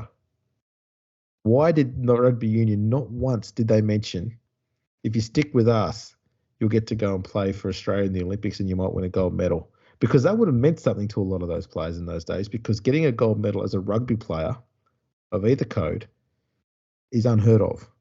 Yeah. Because it's the only time they ever did it, I believe. Well, it's interesting when they brought it back in that I remember when they brought the Rugby Union Sevens in, which, you know, it's not Rugby Union really. It's silly. It's like 2020 cricket. Well, it's not Rugby League or anything. Yeah. And they said, oh, this is going to draw a lot of Rugby League players over. And all it did was maybe draw some local A-grade players to play international rugby union. And that's literally all it ever did. And, you know, a lot of those players ended up switching back to rugby league. So didn't do much. But I just find it really interesting that the rugby union authorities for like nearly 100 years, they kept up this silliness of, you know, the supposed purity of the amateur game. And they would, you know, attack the professional side of the game and, you know, go on so many campaigns. I mean, we all know what happened in France. Well, the France movement is not too dissimilar to the Australian one in the fact that it was there was a lot of discontent with the rugby union over there, although it was much more passionate over in France. And there was a lot of openness about the rugby league movement in France, much like there was in Australia. Mm-hmm. Like they just come and said, yeah, players are going to get paid, and this is what they're going to get, and this is how much, this is why they're going to get, and this is how it's going to happen, and this is what's going to. And because it was so open and out there and free to talk about instead of being speculated and rumored against, there was no animosity towards it, and the people of France absolutely loved it. Yep. They swarmed to it, and the game grew so fast in France. I don't think it's grown as fast anywhere in any country as it did in France in that first few years. Mm-hmm. The growth there was just ridiculous. So, but it's had a lot of. There's always, with every movement, there's always a little bit of similarity to one of the other ones somewhere else. Not entirely, but bits of it are similar. Yeah. The movement in England was quite a bit more different, but it also came from similar things about player discontent about the governing body hoarding money. For the Northern Union, it was more, and I'm dumbing this down an awful lot, but for them it was more about the fact that most of the biggest gates and the biggest crowds and the best matches were between northern teams. Mm-hmm. And yet the southern teams were getting a lot more benefit out of that money because the rugby union was being run down there. Yeah. So the Northern Union was giving them all of the money, and the money was all going south. So they went, why don't we just keep that money for ourselves and look after ourselves? Mm-hmm. So that's what they did. But there's obviously, it's a schism. There's a lot more to it than that. But that was sort of a motivator there. And that's not too dissimilar to the players and clubs in Australia during the 2 years leading up to Rugby League being formed, being very, very angered by the union not helping them maintain their grounds or their venues by taking all their games to the SCG where they can make bigger profits and have less expenses. Then they went and bought their own ground to try and maximise that profits even more instead of helping the clubs look after their venues. So it's funny how this happens. There was another bit of an incident which I couldn't get dates on, but it came about that during 1906-07, the trustees of the Birchgrove Oval were getting frustrated by the fact that Balmain were not playing many games there anymore. Mm-hmm. And they were going to discuss whether they should say to Balmain, you need to find another home ground. And this was another thing that just was another thing added to Balmain's anger as a club towards the Rugby Union. As I said, Balmain had a few things going on there where they were just so irritated with the way the Rugby Union was. And there's a bit of media around the 1908 to 1912 period there where Balmain officials were referred to in the media as Balmaniacs. Because they were just constantly irritated by governing bodies. And it happened again like in 1909. We did it in that episode there about how they were getting very irritated by the New South Wales Rugby League over the final. Yep. That they forfeited. Again, they just a really close-knit, passionate group. It's one for all, all for one. And there's almost this, doesn't matter what happens, whatever decision they make, there's this feeling that they must be rebelling against the governing body for some reason. It's just always there a lot during that pre-World War I days. It's interesting. I always think that because rugby league is an interesting sport, I follow so many different sports. I don't generally talk about it, but I follow heaps of different sports. And rugby league has some strange things that are ingrained within the psyche, I guess, of the sport. And I often think that it must be stuff that has come down to us from when the game was formed. And just certain things just certain ideals and things about the game. And I think it's all been good for the game because the thing I love about rugby league is that at the end of the day, everyone's kind of looking to get a fair go, you know? And we don't like seeing teams, like when we see a team, say, break the salary cap, we get very angry about it because we don't think anybody should be cheated out of something. And I just think that we see certain things come down through the years that stay within the game. And do they get, is that the culture of our game? Is that something that had got passed down from player to coach to fan to everything over decades and decades?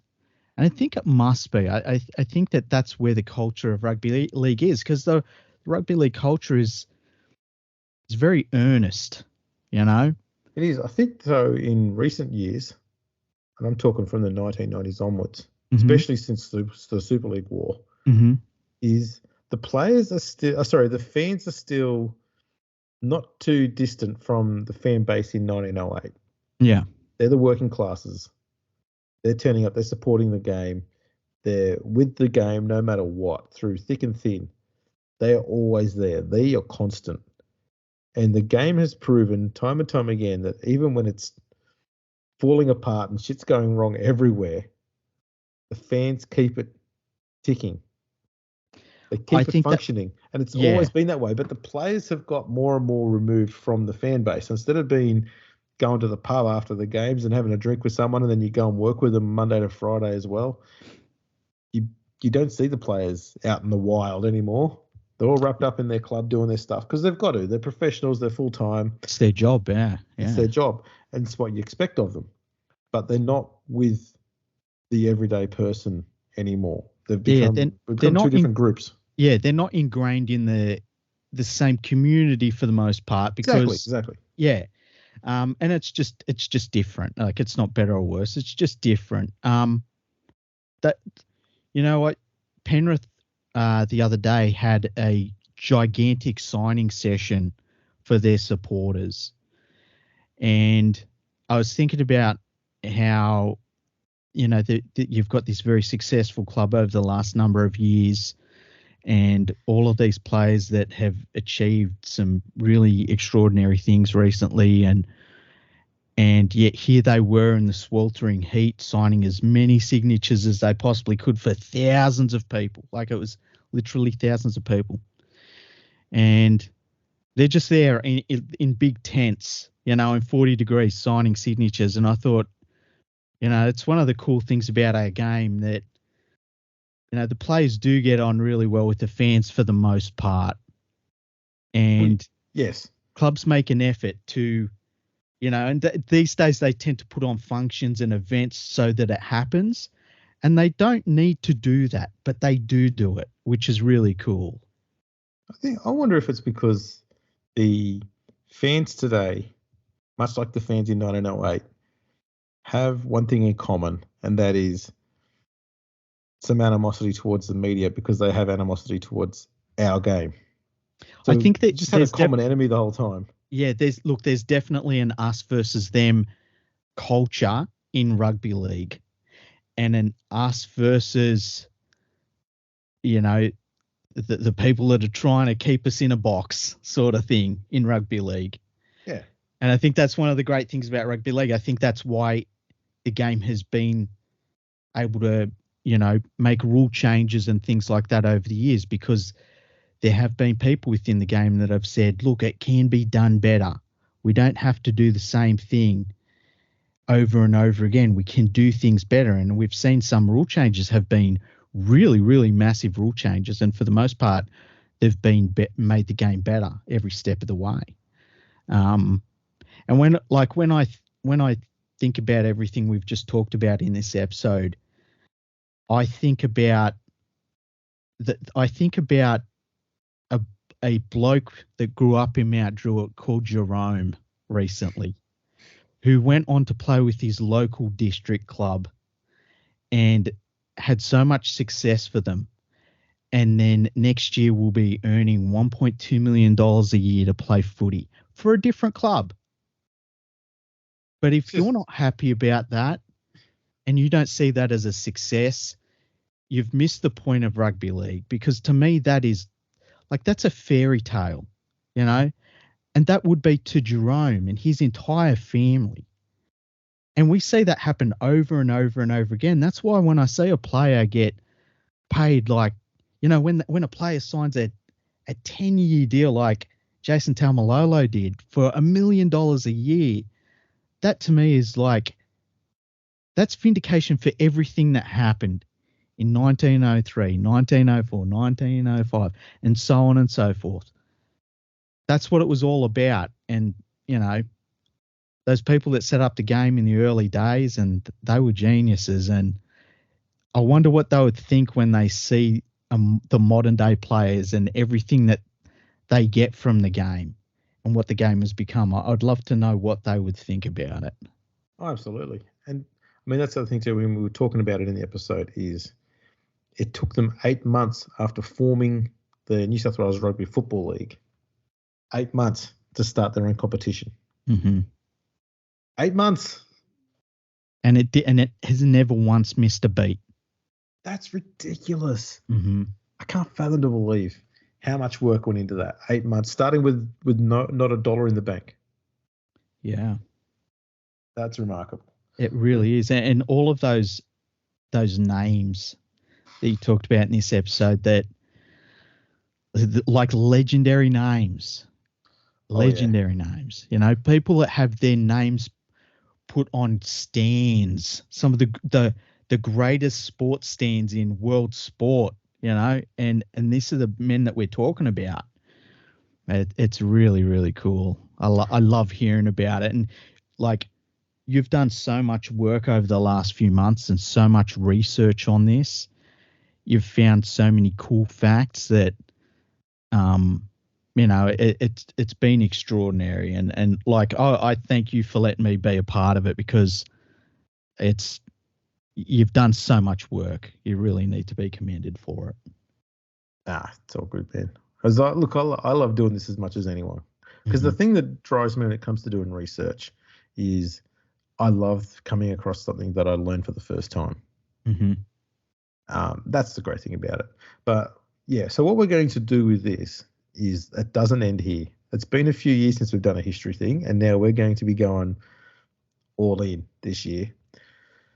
So what we're going to do is we're going to track, like, this is the first episode in this series.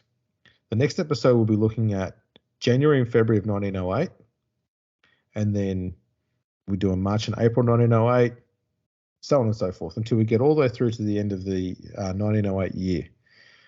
And we want to get it so it gets to the point where you've got everything in full detail, but when we get to the very end, if you want to keep finding out more, you can just go to a 1909 episode, plug into that, and then you go through that season, because that was the make or break year for rugby league. Mm-hmm. And that was an insane episode to put together as well. I did that one. I think we did that 2 or 3 years ago. But yeah. People, if you search for the 1909 Fergo and the Freak episode, you'll find it. That's already up and ready to listen to right now. That's right. So you can tune into that. And I think we might have done a Pat Walsh one as well. Mm-hmm. Yeah. There's a heap of them from around this period of time that all tie in together. So you can, as I was saying during the start of the episode, you can branch off into those ones if you want to find out more. I've tried not to repeat myself too much through this episode with other stuff we've already done. So if you want to find out more, you can go to those other episodes and get more from those. So yeah, we'll wrap this one up, and I'll get back to doing research for the next episode in a few weeks' time, which is going to be another huge one, because we're looking at the birth of nearly all of the rugby league clubs from the very first season. You can finally end the debate about who was officially the first rugby league club. Glebe. And well, I don't like that, Andrew.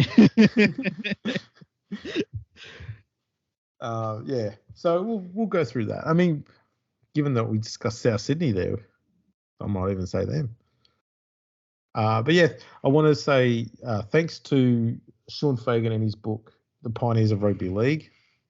If you want to learn more about the early days of rugby league, definitely read that book. I made a very, very determined effort to not go to that book very much for this. I didn't want it to be me retelling his book, and I also wanted it to be a timeline. So I needed newspaper articles, and I also wanted to show, as we did in this, the way the media was responding to things and their role that they played, which wasn't hugely covered in Sean's book. Mm-hmm. Basically because he did so much other research on the important stuff about, the player movement and all sort of stuff. And look, just get his book. It's the best book on rugby league you'll ever find. And a really nice dude too. Like, we've independently had dealings with him over the years, and he's one of those people that if you ask him a question, he will give you the longest, biggest answer he can and ask if you've got any more questions. Just amazing person, a really amazing person. Absolutely. I relied almost entirely on newspaper articles and like my own research from previous articles and stuff that I've written. So the tour crowds and gate takings that I got at the end there, that came from Irvin Saxton, who did a lot of research on all of English rugby league history back in the 80s, early 90s. Mm-hmm. So thanks to him, and also to Tony Collins for the feedback he gave us there on one particular gentleman. And yeah, we'll continue this series in a few weeks when we get to January and February of 1908. Excellent. Well, thank you for everyone for listening. Make sure you go and check out Rugby League Project, which is Andrew's website, along with other people as well. And check out his Patreon as well. What's your Patreon, Andrew? Patreon.com/RL Project. Excellent. And we will catch you all for the next episode, which is coming up.